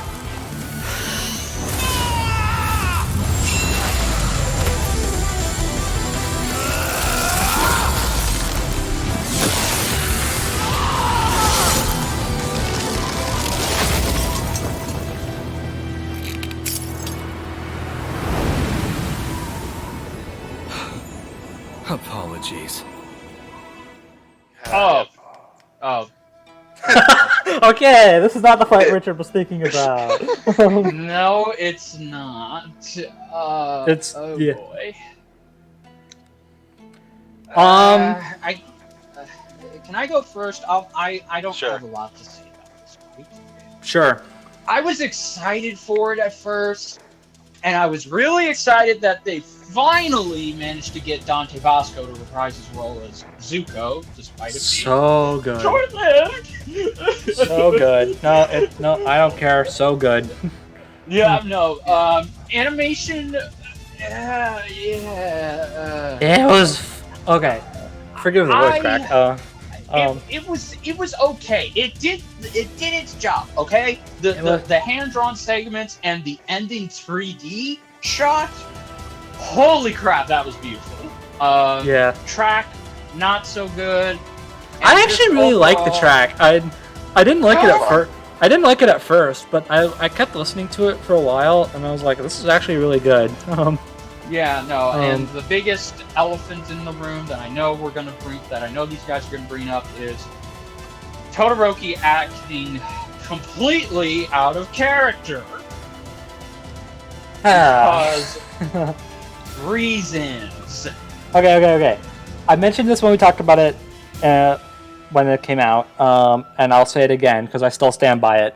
I will forgive Todoroki thinking Zuko is a villain. I forgive that. because it's like I keep saying, it's borderline impossible to find a reason for two heroes to want to kill each other and keep them in character. So you have to take some liberties with it. So I will forgive that. But what draws the line for me is Todoroki comparing Zuko to Endeavor. Just because, oh, hey, fire. Fire? Yeah. It's funny, I showed this fight to my sister, who's a huge My Hero fan. Like, a huge My Hero fan. Hey. And Todoroki is by far her favorite character. And when it comes to those two lines, the way they're delivered, the way it's written, she actually feels exactly the same way as I do. She forgave the first. She forgave the first part and then drew the line at the last one. Yeah, that's fair. Honestly. But no, for me, the elephant in the room, like the big talking point and the thing I will defend, actually, is the animation. I actually don't think this fight is all that bad in terms of its animation. Yes, Todoroki looks weird. Like, we haven't seen that before. Like, come on. It's nothing new. That's not an excuse. I'm not forgiving it, but like it doesn't bother me as much. And again, like, I will defend the puppet style animation to the day I die. It's. I don't think it's that bad. This is definitely like this and Lee versus Sanji, I feel, are like the big reasons why people are so against this style. But to me, at least, like when you do general like sprite animation, it unless the sprites are like really like the like Arc System Works level sprites, you tend to get a bit limited just because they've already been drawn. They already have the movements. You just have to go with that. With this kind of style, you can do basically whatever the heck you want. And there's quite a few shots in this fight where I feel like that shows the most. Like when Zuko's like busting out of the ice prison and lands on the ground, he's bent over and his arms are out. Like, you don't get that with regular sprites. I'm just saying. Yeah. And honestly, again, just everything in general with Zuko in this fight is just wonderful. Love it. Love that they got Dante Bosco back. When we saw the preview, I remember everyone flipped out because like they were like, either that's Dante Bosco or that's like the best impersonator I've ever heard. And it turns out, yeah, it's Dante Bosco. Cool. And they don't pull some like weird nickname like they do with Johnny Young Bosch or anything like that. They're just straight up like, no, that's Dante Bosco. Which I like that. Like, Nickelodeon is apparently a lot less cryptic towards contracts than Disney is. Actually, that's not surprising.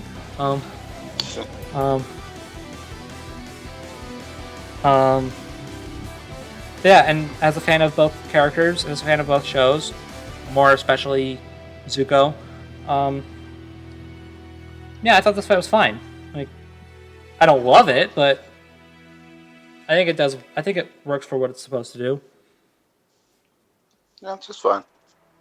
I don't really have anything to add. Just, it's alright. Definitely a bit over hated, in my opinion, but yeah. Yeah. I agree with everything these guys said. Like I said, when I summarized it, it's fine. I also defended the puppet style too, but I will admit, I feel like this fight was just it wasn't there. It was just standing alongside all the other puppets. It was just standing only second next to the other puppet sprite animations, like Broccoli versus Sanji, the 7 Battle Royale, and all of that, you know? Like, so it wasn't like it was way in the background. It's just, it wasn't the main one up front, if that makes any sense.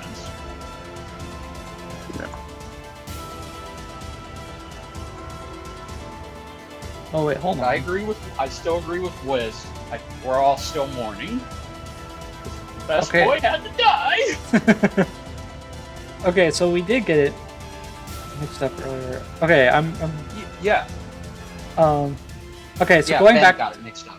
Yeah. Okay, so going back to Yoda versus King Mickey for a second before we move on, because by the way, the Zuko versus Todoroki talk is over. We were actually right the first time. Well, I was anyway. Ben got it mixed up. Keston is Mickey. Yes, and what's his name will be playing Yoda. Yeah. So, whoops. How does Keston go from playing a Nintendo character, a Pokemon, into freaking King Mickey? Man, Keston is being typecasted as video game characters. Yeah. Alright. Anyways, now that's done. Let's move on. We're in the top 10. We're in the top 10. And once again, we have another one that beat the last one by a whole 1 point. You can tell just how crazy this list is. Yes. And what better way to start the top 10 with the start?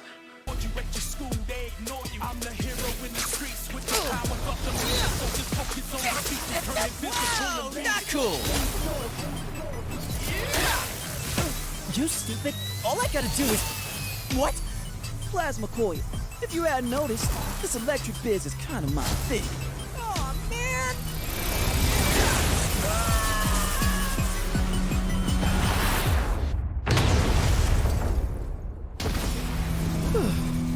That was tough.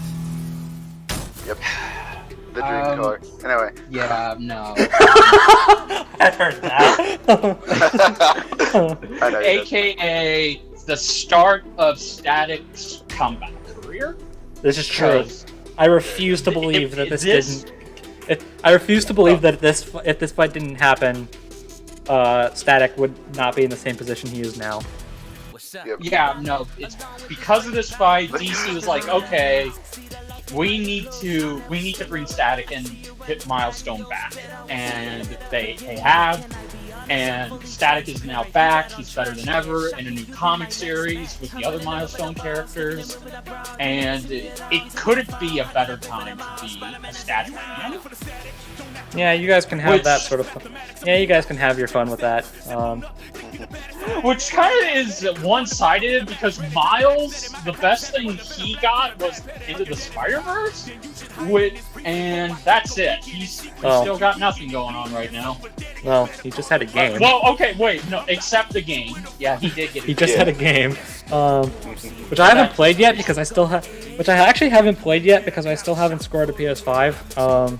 Yeah, I have it. I'm just waiting to get a PS5 because it's better if you play it on PS5. Yeah. I want to play it, but I don't have a PlayStation or anything. Except yeah. Like I could totally get the PS4 version, but like, why the heck would I do that? Well, that's what I got. I got the PS4 version. No, I'm gonna get the. I don't remember what it was called. The the big boy edition. It's not actually called that, but I'm gonna get that edition so I can get Spider-Man Remastered. If you say so. So on to the fight.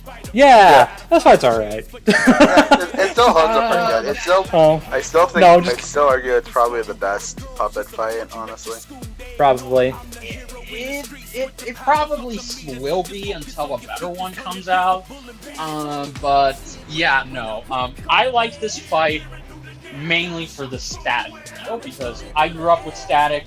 I grew up with mainly the cartoon. I did read some of the comics, and this fight made me love Dwayne McDuffie, who rest in peace. He was the one who wrote most of the Bruce Timm cartoon episodes. Like, he wrote episodes of Justice League Unlimited, Teen Titans. He wrote some DC. He wrote All-Star Superman, the animated movie. He was a very great, talented guy, and this fight just felt like a perfect love letter to him, and I love it. They got Static down.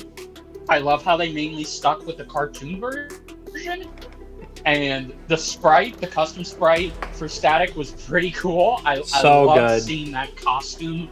It's like it came right out of the cartoon or the Game Boy, and it just felt so good to see that design again. Also, the voice acting for Static was very good. Like, no one you can't match what Phil Lamar did, but damn, this voice came he was close. And then immediately after, he voiced in Crash 4, which was funny to me. The Miles side of it was fine. Okay, Miles, in my opinion, the Miles side of this fight is carried by the aesthetic. They definitely wanted to make it feel like Into the Spider-Verse. Which they did. With Static kind of sharing this, Static sharing the screen. With Miles. Yes. Between the characters, Static definitely felt more in the spotlight, but when it comes to the overall feel of the fight, it definitely felt like Into the Spider-Verse. The Spider-Verse anyways. The only problem I have with that, it's kind of a double-edged sword. On one hand, yeah, that's great that they went with that, but on the other hand, when it comes to the writing and the the way the characters are portrayed, it does kind of make it feel like Miles got the short end compared to Static. The voice acting especially, I still can't will myself to appreciate Kai Jordan's performance. And which again, I and it's not just because he follows me. I legitimately think I did a pretty damn good job portraying Miles, because this is riding off the coattails of Into the Spider-Verse, which did give Static a definitive voice and not just a bland voice as he had been portrayed in the Ultimate Spider-Man show. I still feel like the fact that people now are expecting that kind of level of quality is a little bit... That's just a little bit too much to ask for. Like, nobody is going to match that level of quality. They can only do so much. And plus, too, Kai... I could tell Kai was a huge fan of Miles. Like, he really got into it. Sure. Could the delivery of some of his lines have been better? Absolutely. No. But I think he definitely had the voice, and he had the energy. The pitch may have been a little too high, I'll give you that, but I feel he did do a good job with what he was given. Yeah. Like, It was fine. It was good. It's not. If I had to give it a score, I'd probably give him like a 7.5 out of 10. Well, the voice acting is one thing, and then how do I say this? I still think that What's At Dangerous is kind of a mad battle track. That's where we kind of gotta come down. What's Up Danger? It's not a good death battle because Okay. It's a good track by itself. It's just not. Okay, yes. Before we get angry comments, saying like, "Oh man, you hate What's Up Danger." No, What's Up Danger by itself is good. I like it a lot. They got J music from Machinima. They got Omega Sparks back. You know, they got a great rapper from Miles. The fact that they branched out and got people who have done these types of rap tracks before, that's great. But then there's the problem. It doesn't feel like it belongs in Death Battle. It feels like it should just be, what's the word? It should be alongside it. Not like with Thanos vs. Darkseid. JT Music did a Thanos vs. Darkseid rap battle to kind of coincide with the fight, and it's not the battle track. And that's just so weird. Like that they chose to have they not only told them, asked them to do the track, but they also asked to have it be the main track of the fight, and that was a little too much. I feel like you had. It takes me out of the fight. Yeah, exactly. Because if you really wanted it to be in the fight, then you needed to edit it. I think there needed to be some major edits or re-recording to really make it feel like it can exist in the fight. Because the track is ahead of the fight by a lot, and it makes you feel like you're watching two separate versions of these characters fighting. Because on the one that's the thing. That's exactly it. Like it's the way I view it. It's that you're listening to a fight while you're watching a fight, and they're two completely different fights. It's distracting. Like Lost Ice Storms is a fight track in a fight. Like it's a fight within a fight, kind of. But it still feels like meshed into the fight itself. Like the actual battling that was going on within the track still feels like it meshes into the battle that's going on between the characters. Here it's so you have the audio portrays one fight and then the visuals portray another, and it's like, which one do I listen to? Which one do I pay attention to? Exactly. It's like going back to American Phantom, like that did such a great job. If that had been a rap track, it would have done a much better job keeping the track grounded in making it be aside the death battle, not overlapping it with two different versions going on at the same time. Like even Wings of Iron, which you would think would be completely out of place in Death Battle, even that managed to make the fight look even better by comparison, because it didn't give you another version of the fight. It just went along with it. And this does not do that. It doesn't go along with it. It's like, hey, are you gonna listen to this track by yourself? Probably not. So why don't you listen to it while the fight is going? Or hey, are you gonna watch this fight? No? Well then just listen to the track. Yeah. I think the thing that bothers me, like with going back to Thanos vs. Darkseid for a second, JT Music did a rap battle for that, and they promoted it at the end of that fight. So it's like, hey, you want to see a rap battle between these two? Probably not, but here's one anyway. This one, it's like you're not gonna get like that sort of cross promotion. JT Music fans are probably going to be watching this fight now. Much like how they were going to watch Thanos vs. Darkseid. That's sure. But Death Battle fans aren't going to go back to, like, they're going to they're probably gonna listen to this fight on it, like listen to this track on its own, but treat it like any other death metal track. You'll listen to it, you'll think it's good, and then you move on with your life. Yeah, no. Basically. I don't understand what the decision was in this. I feel like they were going a little bit overboard with it, and again, by itself, I've actually watched the music video, which uses clips from Static, Ultimate Spider-Man, Into the Spider-Verse, and even clips from the Death Battle. So when you watch and listen to the music on JT's channel, it's great. It's really good, and it keeps you going, and it does a great job of portraying the winner in your head, because you can just decide, oh, Static killed it in those verses, and Miles didn't stand a chance. But when you listen to it alongside the fight you're supposed to be watching, it's distracting, because it feels like, okay, Static won in the rap song, now... So naturally Static is going to win in the fight. Yeah, exactly. There goes any sort of stakes. Like, whatever.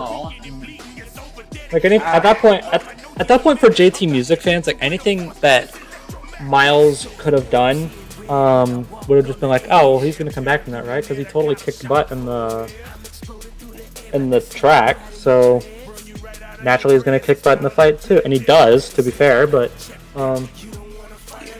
yeah, I don't know. Again, it's a good track. It's just not a good death metal track. And it deserves because this track was the most downloaded track of all the death battles. Yeah, that makes sense. So yeah, it deserves the praise, but it doesn't deserve to be a death battle track. It should have just been its own thing that was promoting death battle, but not actually be a death battle track. Yeah. Yeah, I agree. Alright, so... yeah. Moving on, I suppose? Yeah.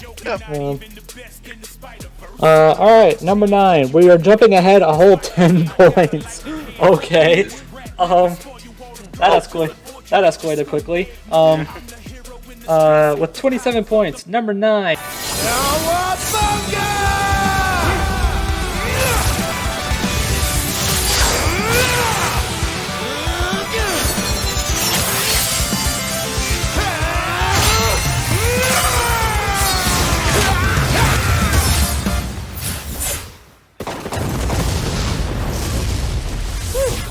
That was bonkers. Hey, nice. Oh, man. Wow. So I'm actually kind of surprised that this one got... Like, number 9 is nothing to sneeze at, of course, but, like... I'm actually kind of surprised this wasn't higher, because Richard had this at his number 1. Oh, jeez. I did. I feel like I'm to blame for this, actually. Yeah, I'm to blame. Oops. So I guess I have some explaining to do now, don't I? I suppose you do. Just a bit. I don't care where I put it, but like just a bit.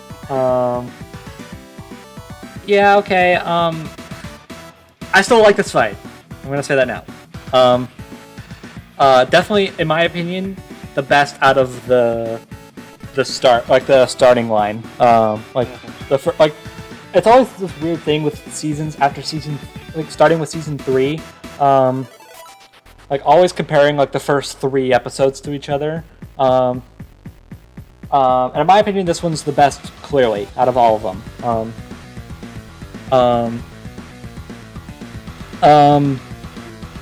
And to be honest, while I still stand by this, I don't exactly know what it is that turns me off from this fight. I think a big thing is that it's just way too short. Yeah. Distractingly short. Like, I want more. I want more of this, and it just ends. But I cannot tell you how satisfying it is that Power Rangers finally got its win. Yeah. I cannot begin to explain. I love Ninja Turtles. I love Leo. He's my favorite out of all of them. I'm sad he died, but man, is it satisfying to see Power Rangers get a win after so much. Yeah. So I'm happy about that. The fight looks good. I love the aesthetic. I love I'm a sucker for cities lit up at night. So that kind of won me over real quick. I love the hand-drawn stuff, aside from when Jason gets smacked in the head by a aside from that, I thought the hand-drawn stuff in this fight was just kind of I like the track. I hate its name, but I love the track. Love the voice acting, Jason especially. Oh yeah. Congrats to Kagi for Kagi coming back. Kagi's a wonderful Jason. Yes, and he was so wonderful that the actual original Jason, Austin St. John, praised him. He really loved him. Even though he disagreed with the outcome, he actually wanted Leonardo that's to funny. win. He's actually a huge Ninja Turtles fan. That's so funny. Yeah, no, it is. So that's kind of the ironic, but original Jason disagreeing with the fight. I don't disagree with this fight at all. Actually, I think Jason. No, I don't either. I think Jason totally deserved this win. Yeah. Well, again, to be fair, Austin St. John even said himself, he never realized just how, in his own words, how much more OP the original Mighty Morphin Rangers got after the original show, because I guess he's heard of the comics, but he's just never read them. So he found out firsthand that Jason has gotten a lot more OP since you last played him. Yeah. But yeah, no, I'm with Brobuscus. I put this fight as number 1 because it's the Lucy versus Carnage of this season, in my opinion. It had everything down, and I grew up, and it does come from a bias. I was about to say, I feel like nostalgia is definitely going to be a factor in this. Oh yeah, no, because I grew up with Mighty Morphin Power Rangers. I was 3 things when I was a kid. I was technically 4 things. I was a Batman fan, I was a Star Wars fan, I was a Rugrats fan, and I was a Power Rangers fan. I didn't get into TMNT until much later. Same. So I love. I didn't get into TMNT until I saw the Battle Royale, actually. Oh, okay. So yeah, no, that's all right. But yeah, no, I love Jason. He was my favorite Power Ranger until Wes Collins from Time Force showed up. And he was awesome. I wanted to be like Jason. I dressed up as Jason, the Red Ranger, for Halloween. I had the toys and all that. I love Leonardo. He's my favorite turtle, and I can relate to him. And I love the aesthetic. I agree with Brobuscus. I love, it's not just the perfect blending of sprite, hand-drawn animation. It's also a perfect blending of CG, because there's a moment where you see Leonardo get smacked / bounce off of a light pole, and that light pole is it's 3D, it's CG by Lewis. And yeah, that's not surprising. But what I love about that scene is when you see Leonardo go into it, you can see his foot. You can see his foot using the momentum to bounce off of it. That's such a great little bit of detail that Luis did, and that's what caught my eye immediately. And I also love that it starts off with Jason fighting Leo in civilian form, then morphing. I love the non-morphed Jason sprite looks hilarious for all the wrong reasons. Oh yeah, no, and the fact that because it is the only one that exists, and the fact that and he has the no best part about it too. Sorry, go ahead. The thing that makes me laugh, and again, the sprite looks hilarious for all the wrong reasons. But the thing that gets me is that he has no face. Yeah, I know he does. But no, what's even more cool, and again, this goes back to the little details. When they did when they used the sprite and the hand-drawn segments at the beginning, when you see Jason, they run cycle from the original Super Nintendo game. Like, that's how Jason and the other Rangers run. So the fact that they kept that for the sprite, and they even translated it to the hand-drawn segment at the beginning, that was so awesome. It was so good. And just, I love the beginning with how they fight. Like, how do a Power Ranger and a turtle and a Ninja Turtle face off against each other? Same way they would in any scene. One of Rita's monsters! Yeah, just like, dude, you dropped my pizza! Yes. And of course the music. I love Turtle Power. It's one of my favorite tracks, and it was so good. I do agree with Brobuscus. If there's one complaint I have, it's that it should have been longer. But holy crap, is the end death so spectacular! In typical Power Rangers fashion, the person explodes after they get cut in half, and that was cool. You feel like you just watched the most epic shit. Like, especially since Jason's scream, he cut him in half, he swung the sword back and forth, Leo exploded, and then he demorphs. It's like, orgasm achievement. So yeah, obviously I love this fight, and because of this fight and the timing of it, I actually did get to meet Austin St. John last year. It was very fun. So cool. Yeah. Nice. That's it. This fight is awesome, and I'm happy it made it to number 9. It deserves it. I got nothing else to add. I was gonna say, ZDogg, do you have anything more to this? Not really. It's cool. You guys pretty much covered everything. Yeah. It's good. All right. Next one. Again, one whole point later. This is becoming a theme. At number 8.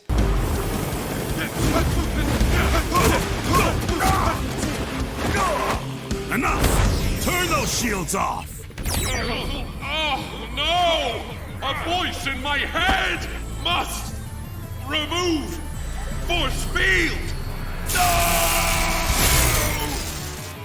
Finally, your time just ran out. What? Oh, wait. Did you think you made me turn my force field off? No, it's too strong for that. I gave it to you. Huh? I'll see you in hell, you goddamn golden asshole! Haha! Boost terrific! Yes, yes. This one. Boost-terrific. This fight has no reason to be as good as it is. No, it really doesn't. I remember when I saw this announced, I was like, okay, Cable, please kill him. Because it was at a time where I really didn't care about Booster Gold. And then I saw the debate, and I was like, oh wait, this is actually a debate? Awesome! And then like an hour later, it was like, oh wait, Booster's like actually this absurdly strong, and I was like, oh well, okay, there goes my optimism. And that stuck with me the whole wait. I was not excited. And then the fight came out, and then I saw Booster's analysis, and I was like, wait, this character's actually good? Hello?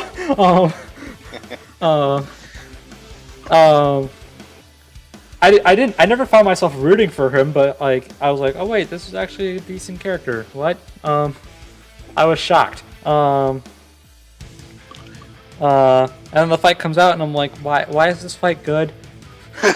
Why is this fight as good as it is? I was shocked. In a very pleasant way. I love this fight. Yeah. it has a lot of fun with itself. I that's how I describe it. Like, it's and like it. You're right. It doesn't have any reason to be this good. It's just, It just is. Yeah, I agree. I've always been a huge fan of Booster Gold, and I've been waiting for his time to shine, and I'm happy that they, like, it's weird how at the end of his first analysis, and even when they used the clip from Smallville, which was his only, and still to this day is Booster Gold's only live action debut. He pretty much said, like, they both say, Booster is the hero you've never heard of until now. Well, in And I feel like a lot of people's cases, that's actually true. In more ways than they were intending. Animation was great, godly. You know, John's storyboards very good. The dab that we got from Booster before he caught the trucks. And very good. The voice acting, even just as good, if not better. Cables was fine. You know, the whole, did you just punch me into next week? Or like, a million next weeks? Oh, gosh. So good. And it's like the future bit. And then the end where, you know, like, oh, right, I can do that too. In fact, it's kind of my thing. So, like, funny thing about that, the death is, why is the death so good? I don't know. Good question. That's a very good question. Now, something I find funny is the whole, like, oh, hey, I can do that too. Someone called Liam out on that. Like, why did you not make a reference to Ben 10 versus Green Lantern with that? And Liam sat back in his chair and he was like, "Ah, shoot! I totally could have." I mean, the line is just meme-worthy, so whatever. Yeah. I just find it funny. Like Liam even said this too. Like, whenever he goes into like Discord chats and everyone notices that he's there, they just get spammed with like time, huh? Like, that poor bastard. Yeah, he doesn't deserve this. The line's funny. Don't get me wrong, but like, but no, yeah, this fight's like, of course we had to use the MVC2 cable. Like anyone who's played MVC2 has played Cable. Like, that's just like, I don't make like that's not an observation. That is an objective fact. Everybody who's played Marvel vs. Capcom 2 has played Cable at least once. So of course they had to use that sprite. And I find it funny that Booster was supposedly. His sprite was apparently a reskin of Cyclops, which I find funny because that's, you know,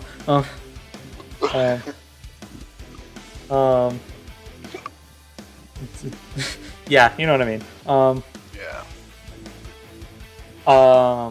And yeah, I agree. The voice acting was good. I actually really liked Cable's. He did a really good job.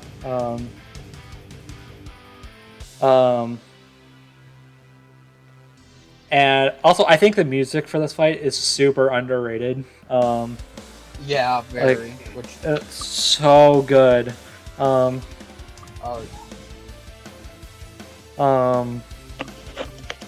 yeah, yeah, I got nothing more to add to this fight. I'm gonna have a lot more to say about some of these later fights. But not this one. This one was just a very pleasant surprise. Yeah, they're just good. Yeah. Although, if you want to talk about fights where I'm going to have a lot to say, I don't think we have to look any further than our number 7. Oh boy. I'm upset. This is my turn to be upset. This is my turn to be upset at a placement being as low as it is. Number 7. This is it. This is what it's all about. Red versus blue. Blood versus water. Which is really just lifeless, tasteless, waste of space blood.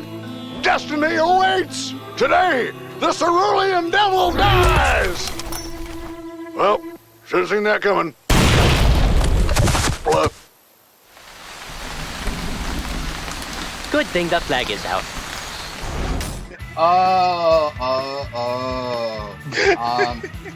I'm sorry. Yeah, this is Richard's fault. I'm gonna be real. Look, all right. Yes, it was okay. I'll start off by saying yes.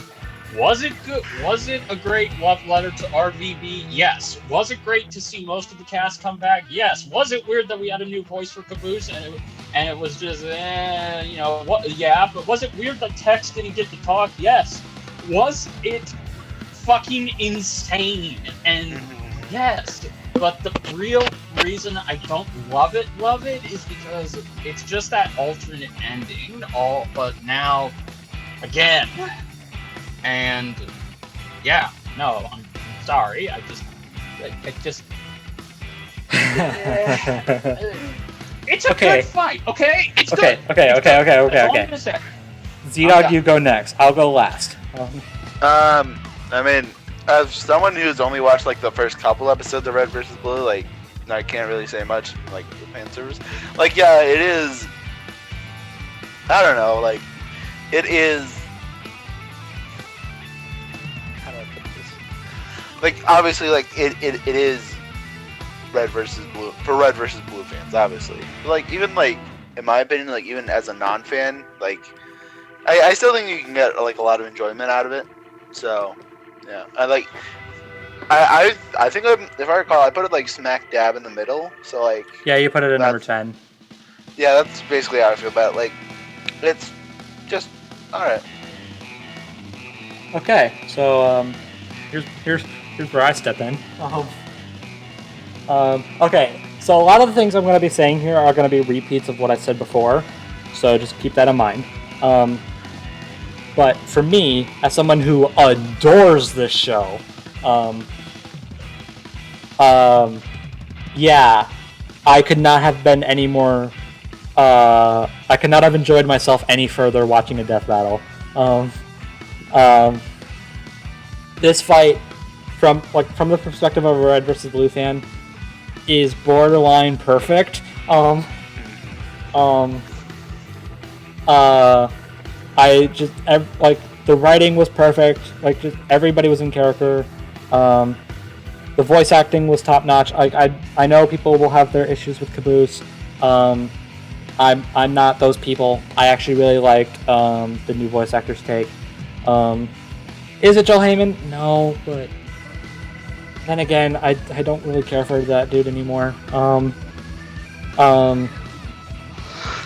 So whatever. Even from an objective standpoint, the fight is very pretty. Like it looks very good. It's really well animated. It was definitely Torian's testing ground for RVB Zero. And if you've watched RVB Zero, you can see where some of that carries over. And I think Richard will attest to that because he's seen it. Assuming he's even still here, he's muted.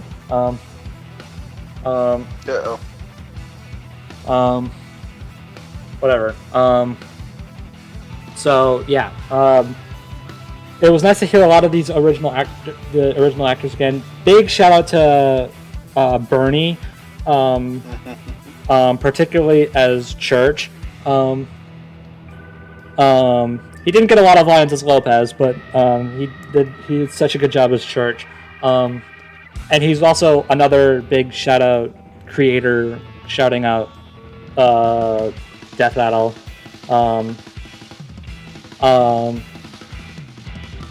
But yeah, like hearing Jeff again, Gus, Matt especially. I love Sarge. My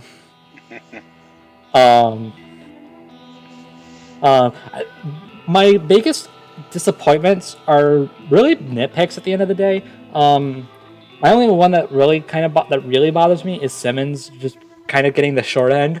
Like he sits in the back of the Warthog, fires at the tank to no avail, has 3 lines in the entire fight and dies.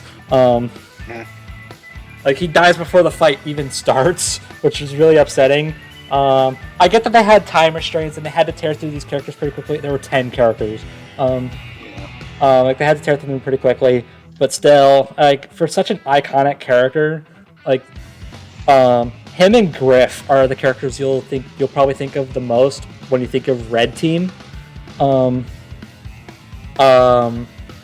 So yeah, it was kind of disappointing that he died so quickly. Poor, although on the topic of Griff, poor dude. Like he's the only one to not get a cartoony death. He died. He died with his last thoughts being, "I just got kicked in the groin." He risked his life to save Sarge. I'm almost positive he knew he was going to die at that point. And his reward is Sarge being like, "Huh, about time." Yeah. Because I don't know if you've picked this up, but man, Sarge and Griff really hate each other. Yeah, I could more or less get that. Yes, it's disappointing that Tex didn't talk. Although if you know the behind the scenes with Kathleen, her voice actor, then it kind of makes sense. It just feels weird that they didn't get a new voice actor, but whatever. Sheila was especially weird. Like her voice actor still does work for Rooster Teeth, I'm pretty sure. So I don't know what was going on there, but then again, it would have been kind of annoying to have her speak every time she attacks. And she dies pretty quickly, so whatever. I think the biggest one that kind of impacted me the most, especially on first watch, is that, wow, there were 10 characters here. I like all of them, and all but one of them died. Like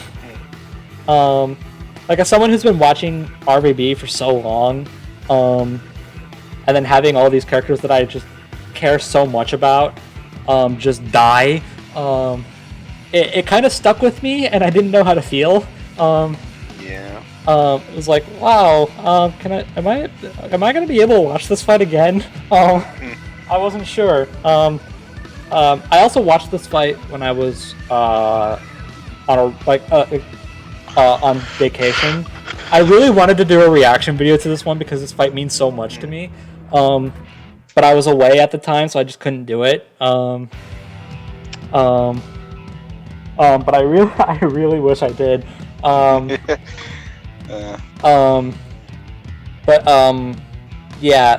But aside from that, like I will go back.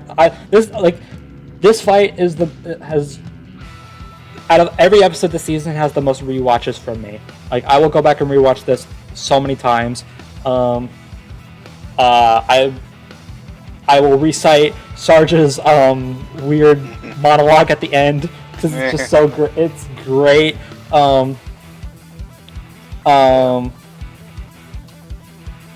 And yeah, like I get it from someone who from the perspective of someone who isn't an RVB fan. You might not get the full enjoyment out of it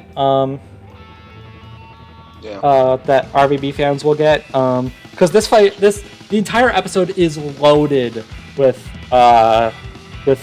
RVB gags, like bringing in.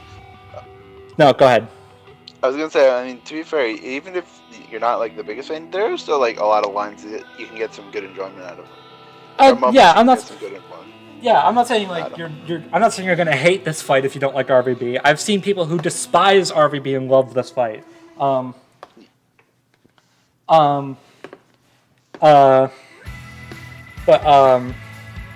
yeah, like bringing in the teleporter and how it never works.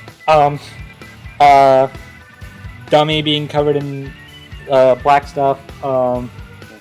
Every single line that came out of Caboose's mouth was gold. There's a reason why he's the fan favorite.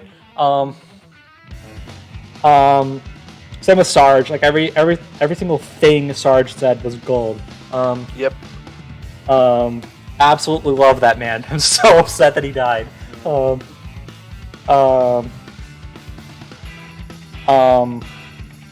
Yeah, I could go on for a while. I think the big thing for me, and this could again just be because I'm such a huge fan of the show, but this is also one of the only episodes where I will rewatch the entire thing, not just the fight.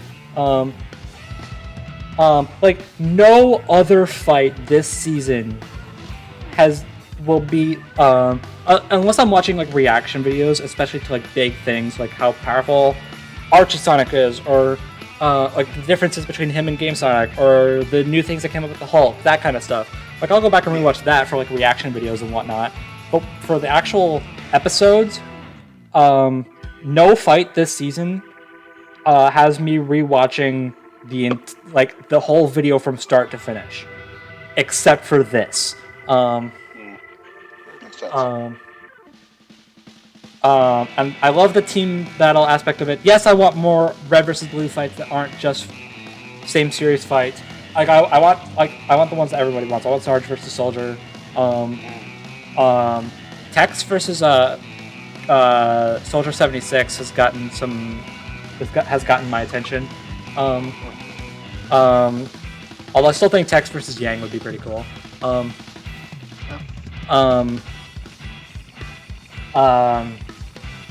I still want to find a fight for Simmons.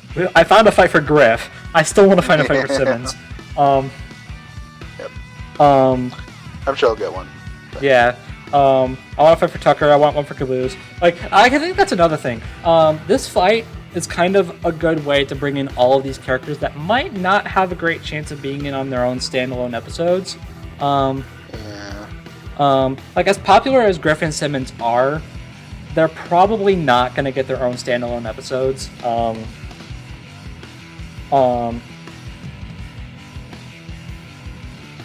So that was another thing that I appreciate. That's why I'm not totally out of the, like, I'm not totally asking myself, why does this fight exist like everybody else is. And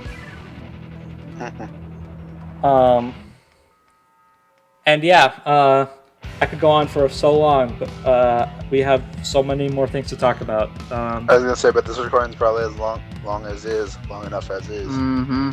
Yeah. And he's back. And he's back. I'm pretty sure he's been here the whole time. I have. Okay, cool. But yeah, absolutely adore this fight. Pretty easy to tell this was my number one. Oh yeah. Well done.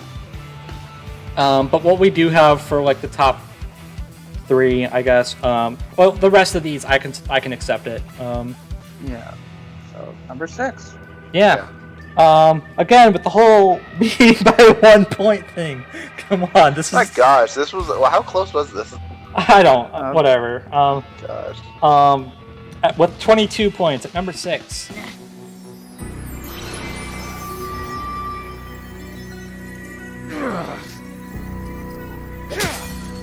What? That's impossible! Now you're catching on.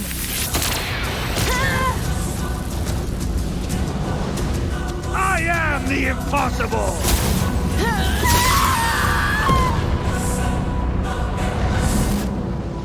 That was for my ice cream. Here we are. Well, hey, number 6 is nothing to laugh at. No? Yeah, it's still really good. The fight was awesome. It was amazing. Great voice acting, great track, great everything. Wish this would have been the mid-season finale instead of fucking Wonder Woman versus She-Ra, but hey, whatever. To be fair, it was the mid-season opener. I know, but still. I gotta say. No. I gotta say. I asked a Discord server like what they think the best voice actor they in their opinion was for the season, and almost everybody said River Knopf. I'm hoping I'm pronouncing that right.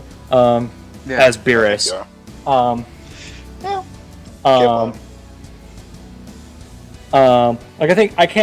think the only one that was like that was said about as much as Beerus was Kakashi, which we'll get to that, of course. But yeah, almost everybody said Beerus.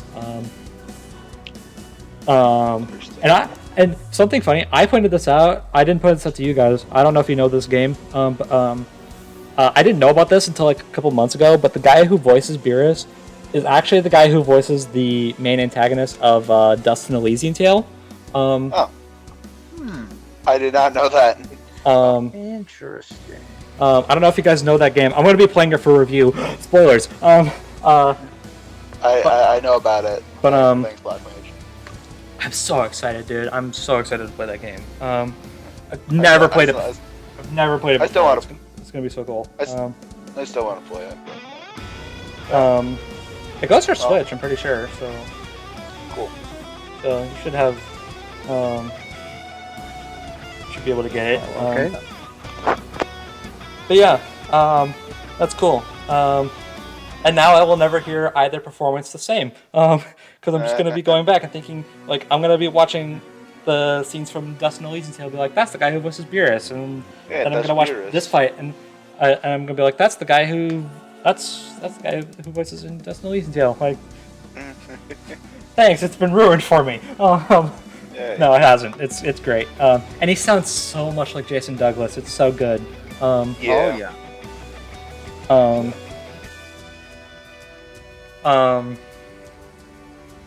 Yeah, and then the fight is good. I love the music. The music's really good. I will admit Galaxia was kind of on the short end in general. Like her sprite wasn't that great. Her voice actors, while good, was pretty much kind of generic 80s female villain. Which that's kind of unfortunate, but it is what it is. What are you gonna do? I think the thing that sticks out for me is just how much this fight escalates right at the start. Beerus is just sitting there enjoying his ice cream, and then Galaxia shows up, and Earth is destroyed like 5 seconds in. Like, wow. Yeah. Talk about an escalation. And then they're destroying other planets, and then they cause a black hole, and then it's just, okay. Wow. This fight just keeps going, and more things are getting destroyed. Like, wow. All right. Yeah. It's cool. Yeah. Haven't gotten to go all out with combatants, so that's good. Yeah. Also, you want to talk about a complete 180 when it comes to the results? Everyone pretty much thought going into this, all right, so we need to pick out a grave spot for Beerus. Yeah, right here we'll do. And then not only does the debate kind of flip to his side leading up to the fight, and then he ends up winning. Everyone was like, all right, what? Sure. How did this happen? We went from totally expecting Beerus to lose to being like, all right, maybe he'll win, and then he wins. Okay, wow, that's crazy. And this is coming from someone who totally does not care about Beerus, to be honest. But no, I accept his victory. I didn't care one way or the other. It just sounded like Beerus was going to win, so cool. There you go. Yeah. Cool. Alright, so now we're in the top 5, and this is when things get... Are in the home stretch. This is where things get real nice. Oh, boy. Now we're getting to the episodes I think we all have some positive things to say about. Of course. Yep. Alright, number 5. We're at 19 points now.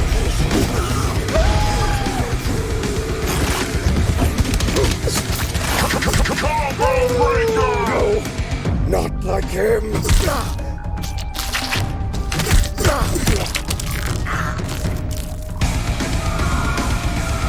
Not like this.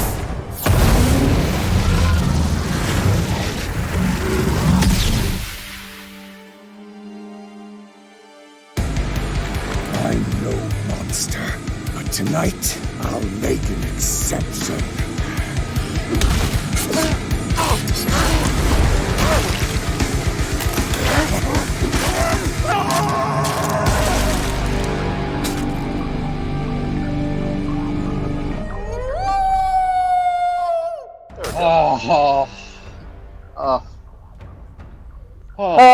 Once again, this fight has no reason to be as good as it is, and that's like to the next level. This fight absolutely rocks. It's like if Killer Instinct had sex with a metal album cover, and that metal album cover gave birth to this fight.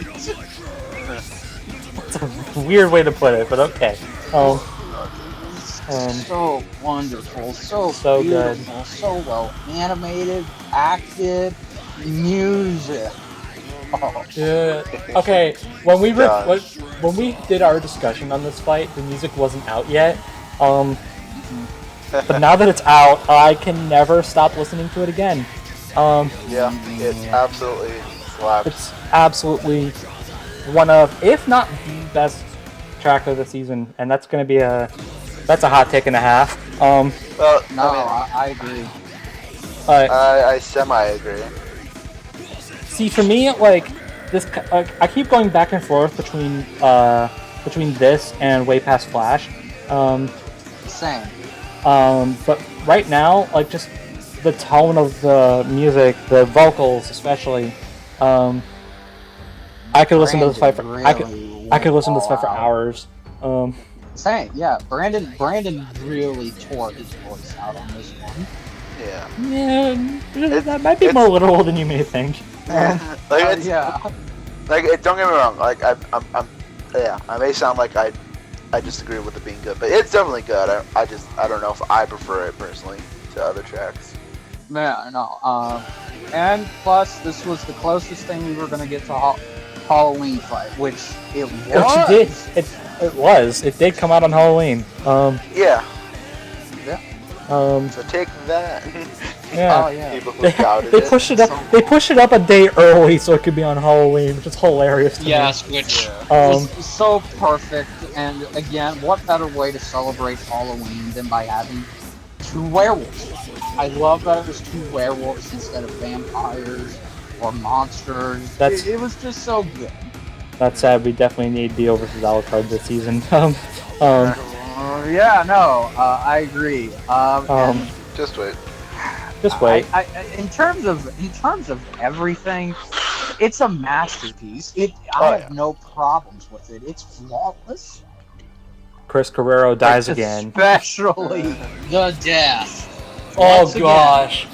Again, Ben said he told John, who storyboarded this, he's like, I want you to make the death as gruesome as possible. And John went one step and beyond, because again, the end, which by the way, they actually cut out some scenes. It was supposed to be even, the bloody bits were supposed to be dragged on a bit more, but they were cut out. But let's just say, even though it got trimmed, it still got the point across. It was so good, like especially with the fake out. Oh yeah. Like, rhetorical question: Best who all expected John to ever. lose after that? Like, rhetorical question: everybody did. I have not seen a single reaction video not give up hope that John was going to win. At that moment, everyone was like, "All right, Saber Wolf won this, right?" Yeah. Nope. Although to be fair, if he didn't die then, he's probably gonna die later.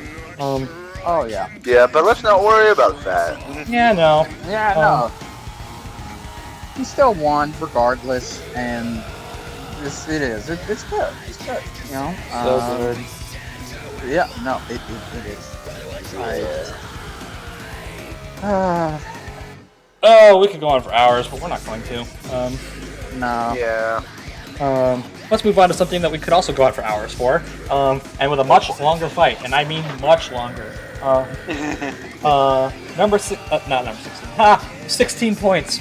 Number 4.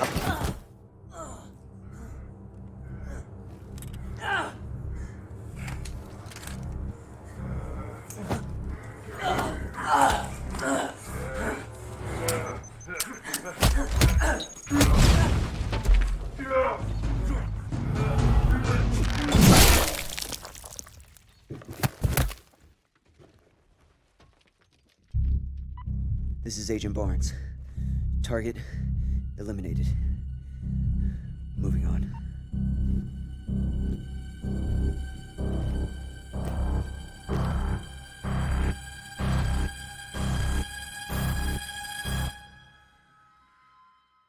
Oh wow. Oh wow. That high. What do you mean that high? I was expecting it to be higher. High enough. Oh. Yeah. It's really good. So good. You probably could tell that, but like, yeah. Definitely a step up from Daredevil versus Nightwing, and this is coming from someone who loves that fight. By the way, if you can, I don't know if I mentioned this when we were talking about this initially, but if you have the devices necessary to do it, watch it in its best quality, because I don't think I've ever seen like I didn't think 4K was possible for a death battle, but here we are. It's wonderful. It makes the ending a lot more brutal. Let me just tell you that much. No. My only complaint is that I wish they would have taken more advantage of the environment and the kill would have been better. I feel like the kill was a little bit underwhelming, but that's okay. I'm happy that it was a longer fight than Nightwing versus Daredevil, and there was a much better story emphasis on it, and the actors. I'm happy that my boy Taylor, he got to come back and play now Winter Soldier. He wins again. He wins finally. Yeah, I know. Yeah, he does. The actor whose name escapes me, even though he follows me on Twitter. For Red Hood? For Red Hood. Tim Neff. There we go. Tim, he did a superfluous job. Honestly, I originally wanted one of the Izumahawk boys to come back. Noel, but Noel, however you pronounce his name. Yeah. Tim did. He captured Red Hood. That was Jason, and I love how he did it. He captured the humor, he captured the seriousness, the brutality, all that good stuff. The costumes, the set, the effects for the arm. The fact that the arm was all CGI. Yes, and it did look so good. The cinematography is god level compared to Nightwing versus Daredevil. Like, you actually could see this as a comic book panel. Also, shout out to I'm gonna totally butcher his name still. Karim Erdink, I think his name is. The guy who played Batman and Joker. Shout out to him for not only being a scary good impersonator for both Kevin Conroy and Mark Hamill, but also because he follows me on Twitter. So absolutely follows me on Twitter too. Yeah, no, he's great. Like, I don't. He doesn't follow me on Twitter. I'm just kidding. You're not worthy. Wow. Wow. Thanks, Richard. No problem. Alright, goes to Blix. Goes Discord blocks Richard. The Easter eggs were kind of cool, like the Big Belly Burger reference. That's from the Flash CW universe. The fact that they brought in the other Red Hood costumes they made over the years. Yeah, mainly the one from the series finale of the Nightwing series. Which by the way, watch the Nightwing series. Oh, it's very good. Yes. So good. This fight is just it's amazing. It is hands down. It's now set a high bar for the live action fights. I will say, I do have one issue, and this isn't a big issue. And this has nothing to do with the actual fight. Alright. Red Winter is kind of yeah. And okay. It's composed by the same guy. I'm totally gonna butcher his name, so I'm not even gonna bother. It's the same composer who did the music for Nightwing the series. Yes. It's very well composed. I want that on record. It's very well composed. Yeah, no. It feels like it fits in that universe. Yes. It's just when I think of death battle tracks, the ones that usually stick out to me are the ones I will re-listen every day. This isn't one of them. I did listen to this fight on its own once. And there's a reason why I only listened to it once. It's just not a memorable standalone track.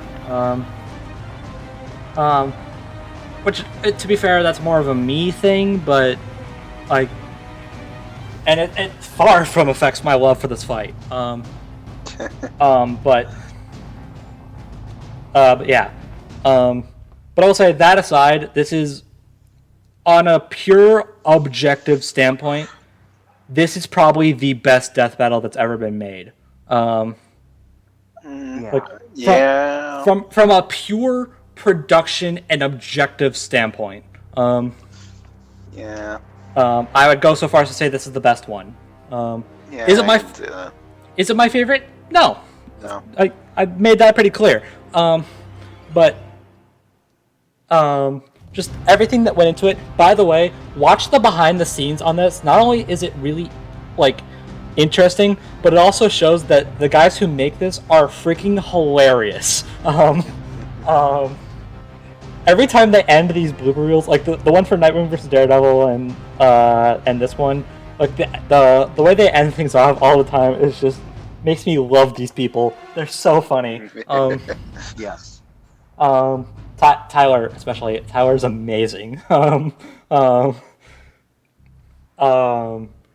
yeah, shout out to everybody who worked on this. I'm really looking forward to whatever they've got in store. Whenever they do their next live action fight, I don't know when that will be. You'll see. But I'm excited. I'm curious what match they'll do, especially. And hey, look, it's a live action Marvel vs. DC fight. What of it? Like, everyone treated it like such a big problem. Like, what else were they gonna do? Even though it does no, I guess I guess I just more disagree with the fact where people said it's the same exact matchup but with guns. What? No. No. It's really not. It's no. If whatever, but I disagree. Okay, look, I know there was the whole thing about, oh my gosh, this fight has too many Marvel vs. DC fights, or Marvel and DC fights. That, whatever, you can have that opinion, sure. But, this fight had to happen, and it had to be in live action. And again, it's this, much like Nightwing versus Daredevil, this fight could not have been done in animation. It couldn't have. No, I don't think so. You can only get this level of quality when you have it in live action. Yeah. Because it makes it feel more human. And even though, ironically, these characters are peak human, but it wouldn't have felt that way if it was, say, if it was 3D. It just wouldn't have been able to capture that. Yeah, that's fair. Yeah, I don't think so either. I feel the same way about Nightwing vs. Daredevil as well. I know people had issue with that, but I feel that had to be done in live action as well. Especially if they have access to work with Ismahawk and they're doing a fight with Nightwing, then why wouldn't it be in live action? It's Nightwing. Exactly. No, for this fight, this is the fight where I totally have to make an exception to any issues I have with the amount of Marvel vs. DC fights, and I don't have very many issues. Yes. But any issues I have are completely null and void with this one. Had to be in live action. Had to happen now. There was no other time or way. And yeah, it's fantastic. It's wonderful. I love every second of it. Yeah. Good. Okay. Moving on. We're in the top 3. We're in the top 3. Almost there. Almost there. Oh boy. So this has. I'm very curious about the. Which one is it gonna be?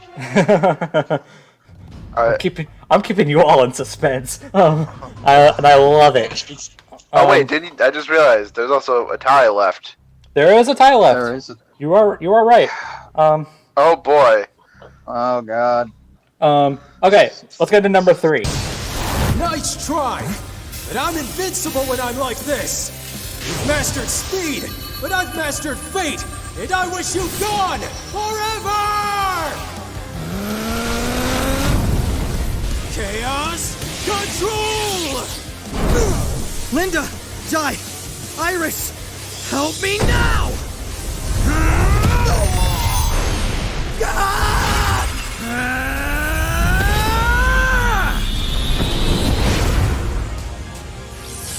Huh?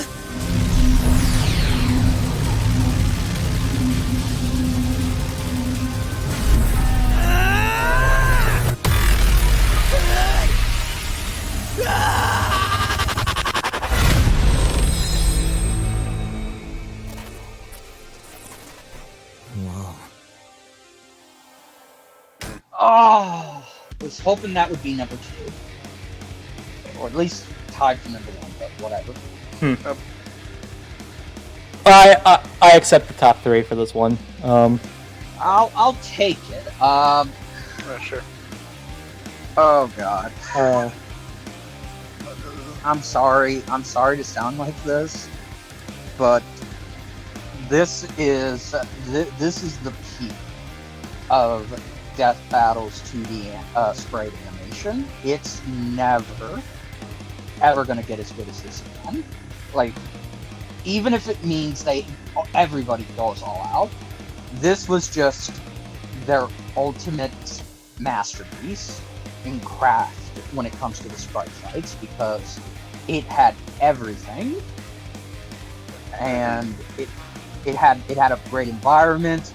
The sprites were great. The transition from sprite to hand drawn was seamless. You barely even saw you barely even saw a transition period.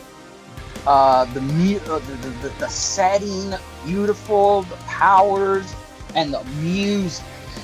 Dude, the music, I adore this music. Yeah. So many riffs and nods to Sonic Adventure 2. Yes. Dude, okay, so I think I said this before, like a little fun story, like a kind of like a fun story from my perspective. So this track, obviously, like as per usual, this track came out before the fight did. And I got to listen to this because someone had sent me the MP3, the file. I listened to it while I was at work. And as soon as I heard that riff from Live and Learn, I was like, I almost just lost it. I was like, okay, that's Live and Learn. I totally lost it. It was so good. I was so hoping they would include any riff from like the top dogs when it comes to Sonic tracks, and they picked one of the better ones. Yeah. Personally, I would have picked something from like Open Your Heart or something, but this Live and Learn is such a iconic track. It had to be it.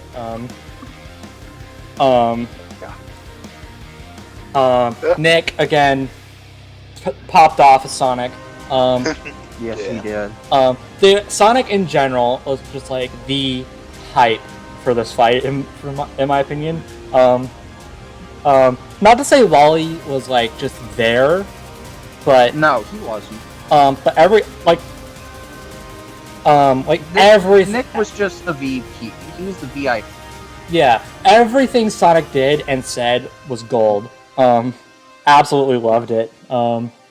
It may not be the same Sonic, but it sure as heck feels like it. No, and I think the fact that Nick had more dialogue than he did in Mario vs. Sonic, and it felt more even here, I think that's what makes it even better. Like, you can tell in just the span of 2 years, in just the span of 2 years, he's perfected his Sonic voice. He's got it down.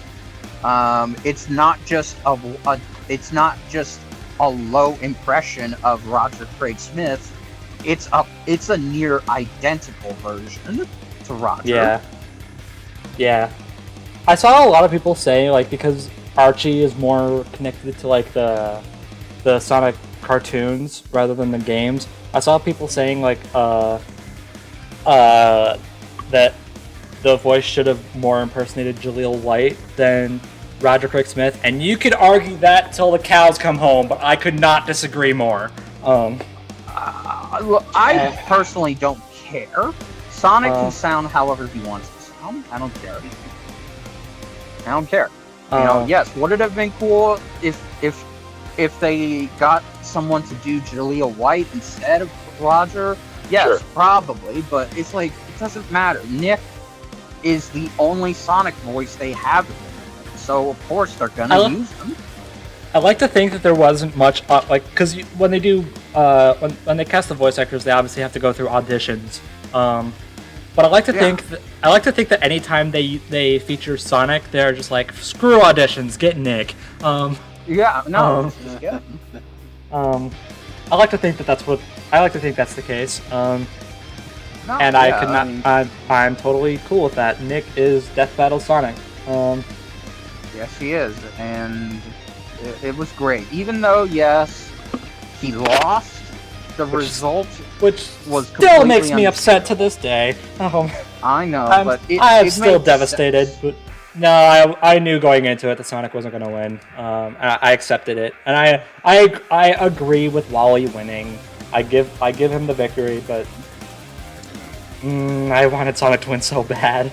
I know. It's bias, I know, but it's I can't help how I feel. Whatever. He makes up for it by being the MVP of the fight. Like, again, everything regarding Sonic in this fight was wonderful. Loved Wally. Really, I've been a Wally fan most of my life. And they did him justice, and I love this fight. I have nothing. See, my experience with Wally, particularly this take on Wally, because I know there's the one from the CW show. My experience with this take on Wally are the Justice League cartoons and nothing else. But even from that perspective, I could say they nailed Wally. Yeah, I have no issue with how they portrayed him. I also have no issue with him in general, just in this fight.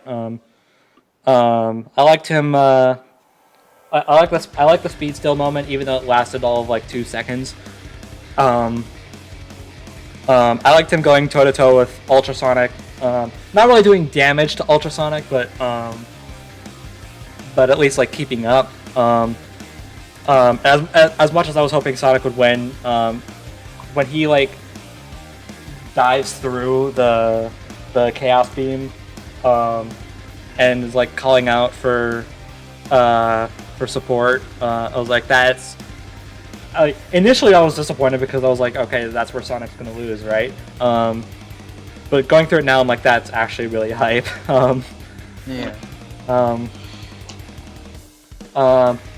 And people are probably wondering, because I said I talked about this in our initial discussion.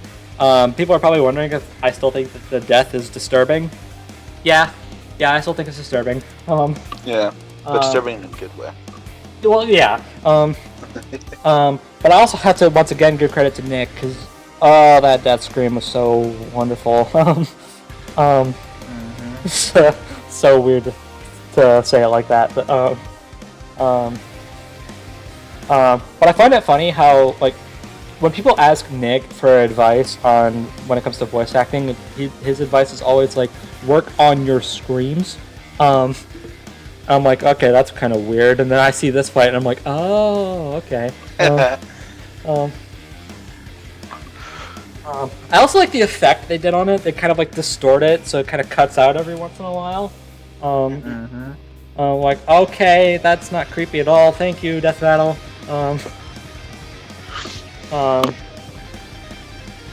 Yeah, wonderful fight all around. Agreed. Okay, number 2. So. Wait, isn't it number 3 or is this? This is our tie. Oh right, the tie. So this is number 2. All right. Oh boy. So I hope you guys aren't good at process of elimination though. Okay. So once again, we're going to talk about the one that came out first. So number 2, 12 points.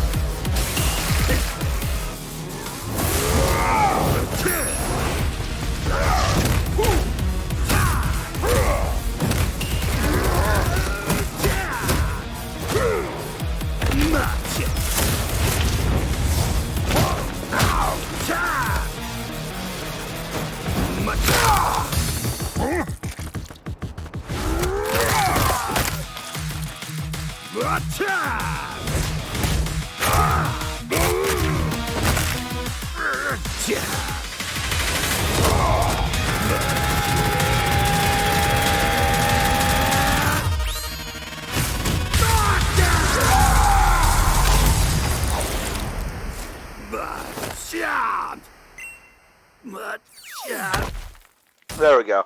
Okay. Wow. Dang. Well, the best 3D choreography in Death Battle, sans maybe All Might versus Might Guy. Yeah. Just saying. Agreeable. And another example of why is this fight as good as it is. Yeah. It's always the Mortal Kombat versus Nintendo fights, gosh I know. So wonderful. Like it's so good for no reason. No reason. It's just two characters with 4 arms fighting each other. Why is this so awesome? I don't know. I don't know. Whatever. I'm not complaining one bit. Yeah, don't complain because it's just that good. Totally wonderful fight. Agreeable. Despite the more than obvious victor, like, did anybody really think that Goro was gonna win this one? I'm sure like 3 people did. Sure. But despite that, like such a top-notch fight. Yeah. It looks good. Like, I know the Goro model gets a lot of flack. I don't care. It looks great in motion. Yeah. Models look good. The voice acting was top notch. Luke Shinneman and Keston Howard are masters at their craft. Music again, no reason for this to be as good as it is. Like the whole theme of this fight is why is this good? Like, why is this so good? I don't know. Gosh. I love how cartoony yet brutal it is. Like Machamp doesn't, like, as obvious as it was that he was going to win, I love how he doesn't walk away unscathed. He loses an arm, his body's all bloodied up, and he faints. Like he really earned that victory in that perspective. For real. And just and as far as the cartoony side is concerned, there's a lot of stretch for the models. And it's something I bring up with Crash 4. When you want to do 3D cartoony animations, have a lot of like squishing and stretching during motion. That'll get the point across, like what you want to do with your animation. And I think this fight does that. Like, there's a lot of freeze frames that you could get that look absolutely hilarious, but they're supposed to look that way to give you that sense of motion. Like when Machamp is about to like seismic toss Goro, like just as he launches up in the air, his body just stretches all the way up to the ceiling. It looks super stupid and silly, but it's awesome. Yeah. And again, I just love that they got a voice actor for Machamp in general. Like, they didn't have to do that, but man, am I glad they did.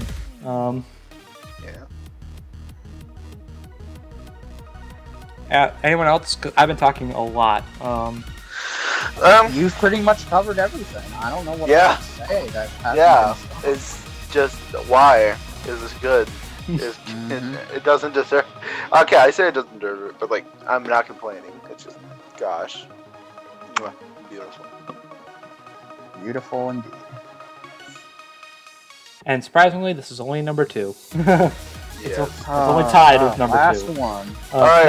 No, there's two. There's 2 more. This one's. There's 2 more. This one's. There's 2 more. This is tied with one of them. Remember. Oh boy. This is still a tie. The moment of truth. So, number 2, tied with Goro versus Machamp. Yes, show me. Break the world. Break everything. I'll kill you.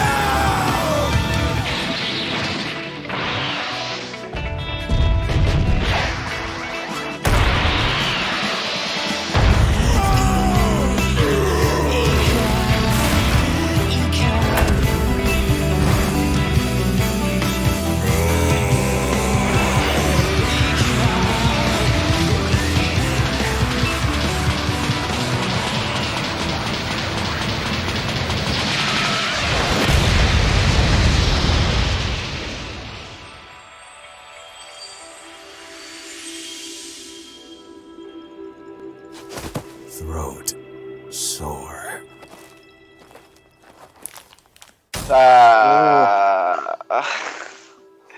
Yeah. Wow.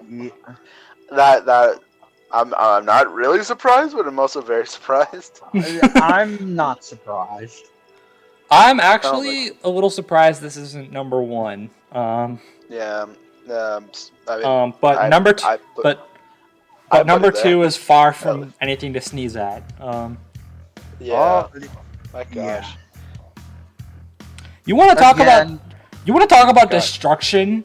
I find it funny how this fight causes more destruction than the fight featuring Gods of Destruction. That idea is funny to me. Yeah. And yeah, this one's a little weird because we kind of went in full detail on this earlier. Yeah, so we don't. There's nothing much to say without repeating ourselves. Like, yeah, it's pretty much like it's so good. There's so much good about it. The voice acting, the song, the animation. It's so good. It's godly. Yes. See, okay, so on the topic of the voice acting, I know a lot of people when they think of the voice acting in this fight will point to Nick as Broly. And yes, for sure, he was amazing. Sounded exactly like Broly. Again, I don't know how this guy has this much range. Just does. But I actually want to give a bigger shout out to Richard Barcinas as Hulk. He, oh my gosh. Yeah. Hulk was absolutely amazing. Oh yeah. And yeah, the track. Oh my gosh. Yeah, honestly, this probably takes the crown for my favorite this season. Like it came close. Like the others are good. It's just this. There's something about this one that's just so good. I will say to give. So you did have this at number 1. Yeah. I will say to kind of. I'll show all our lists at the end. But I will say, for me, if I didn't adore Red versus Blue as much as I do, this would probably be my number 1. So wait, you put it at number 2? Yep. Wow.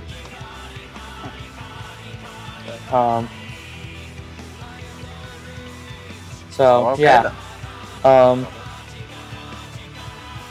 Yeah, definitely a good fight. Oh yeah. Definitely a good wrap up to the season. Kind of takes everything.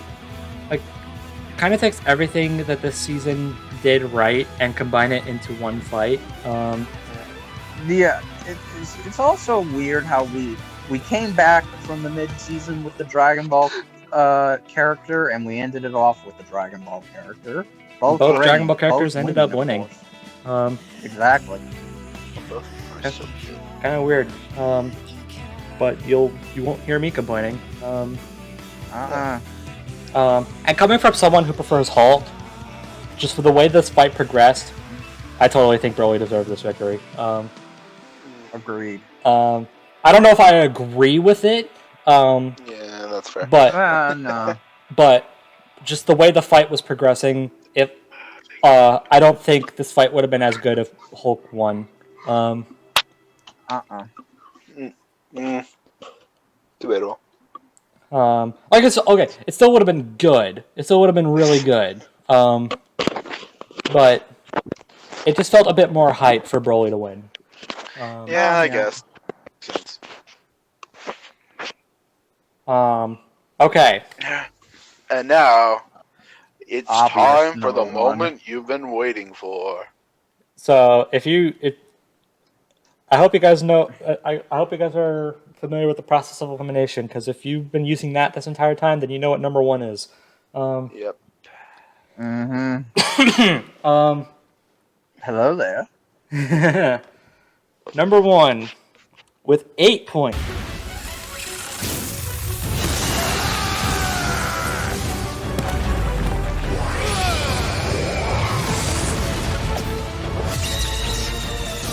Don't give up. Trust in the Force.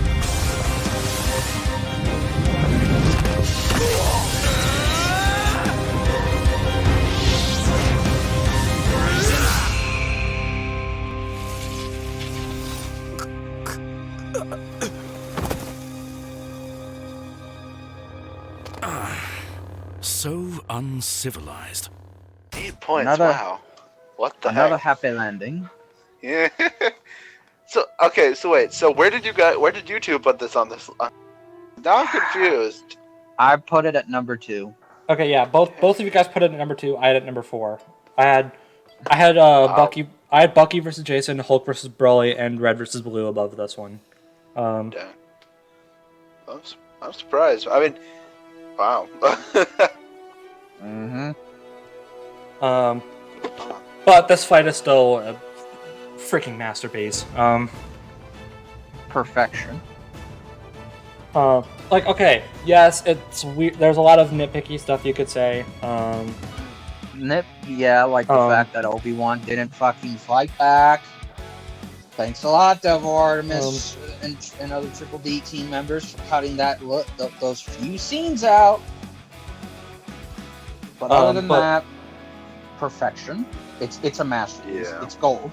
It's the gold. It's really good. So, something interesting is last time we discussed this, I was kind of torn on whether or not I prefer this or Ganon versus Dracula. I think, now that I've had some time to reflect on that, this fight's been out for a while, I think I prefer Ganon versus Dracula, kind of, but only slightly. That's fair. Okay. I prefer these characters, I'll say that much, especially Obi-Wan. I prefer these characters over Ganon and Dracula, but so that does elevate it a little bit. And I want to give a big shout out to Stephen Kelly and Nicholas Angelui because they are They're the highlights. how can they? How do they have this much range? We'll never know. Like with now, like there are some roles where you can kind of tell that's him. Like when you compare the other roles, like when I saw the preview for Danny vs. Jake, I knew it was him because he sounded there were some sounds he made that sounded like his roles as like Sonic and Ben 10.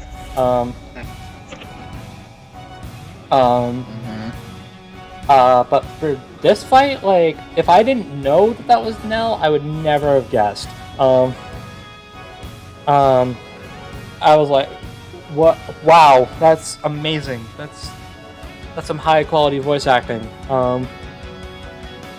Yeah. And then Stephen Kelly sounds almost exactly like Ewan McGregor. It's ridiculous. It's almost uncanny. It is. Absolutely.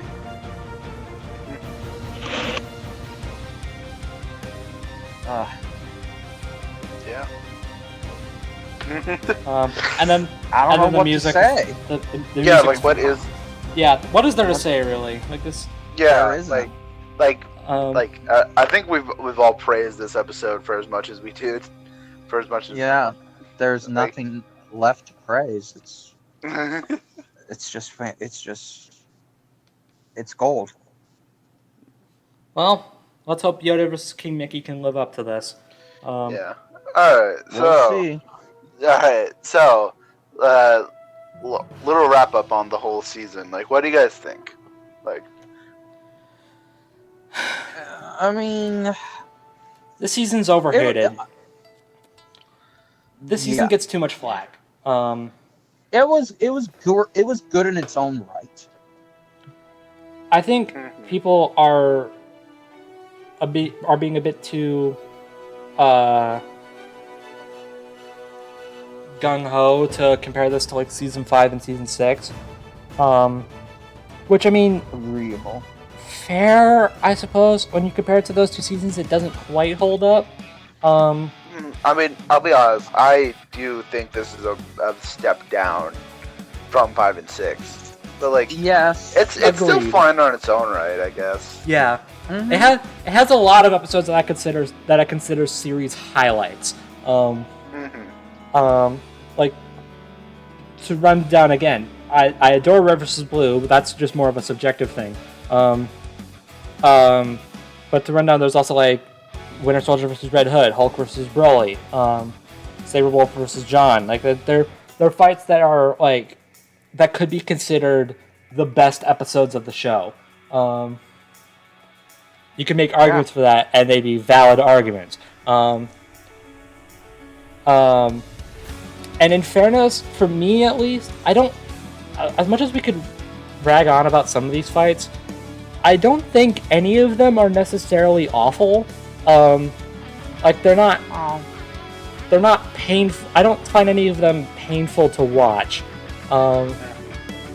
Like they all have their moments that make me think, okay, so that was kind of cool.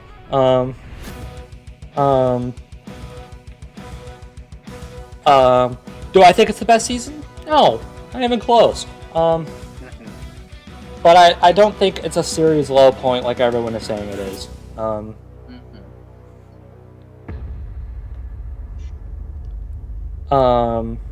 Yeah. That's pretty much it. A lot of people consider this the filler season to kind of kick off season 8 and how big of a deal that's going to be. Whatever they want to. But with how, like, for me at least, I feel like that kind of downplays how good some of these fights are. Yeah.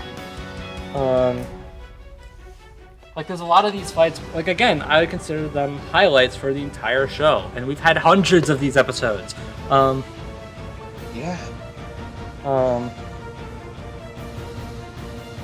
But either way, I have high hopes for season 8. Yoda versus King Mickey is looking like a high quality fight. And that's just the start. I don't know where they're going after that. Oh boy, well, you shall see. Indeed. But yeah, I guess we'll see you guys. I mean, unless you guys had any last words, sorry. Nope. Go watch movie Sonic vs. Detective Pikachu again. You lost track of that. Yeah, well. Watch my Crash 4 video. I totally forgot to plug that in any other videos. Watch my Crash 4 video, please. Y'all be safe. Yeah, and we'll see you guys in about a few weeks, like a week or so, for the first discussion of season 8. Bye-bye now.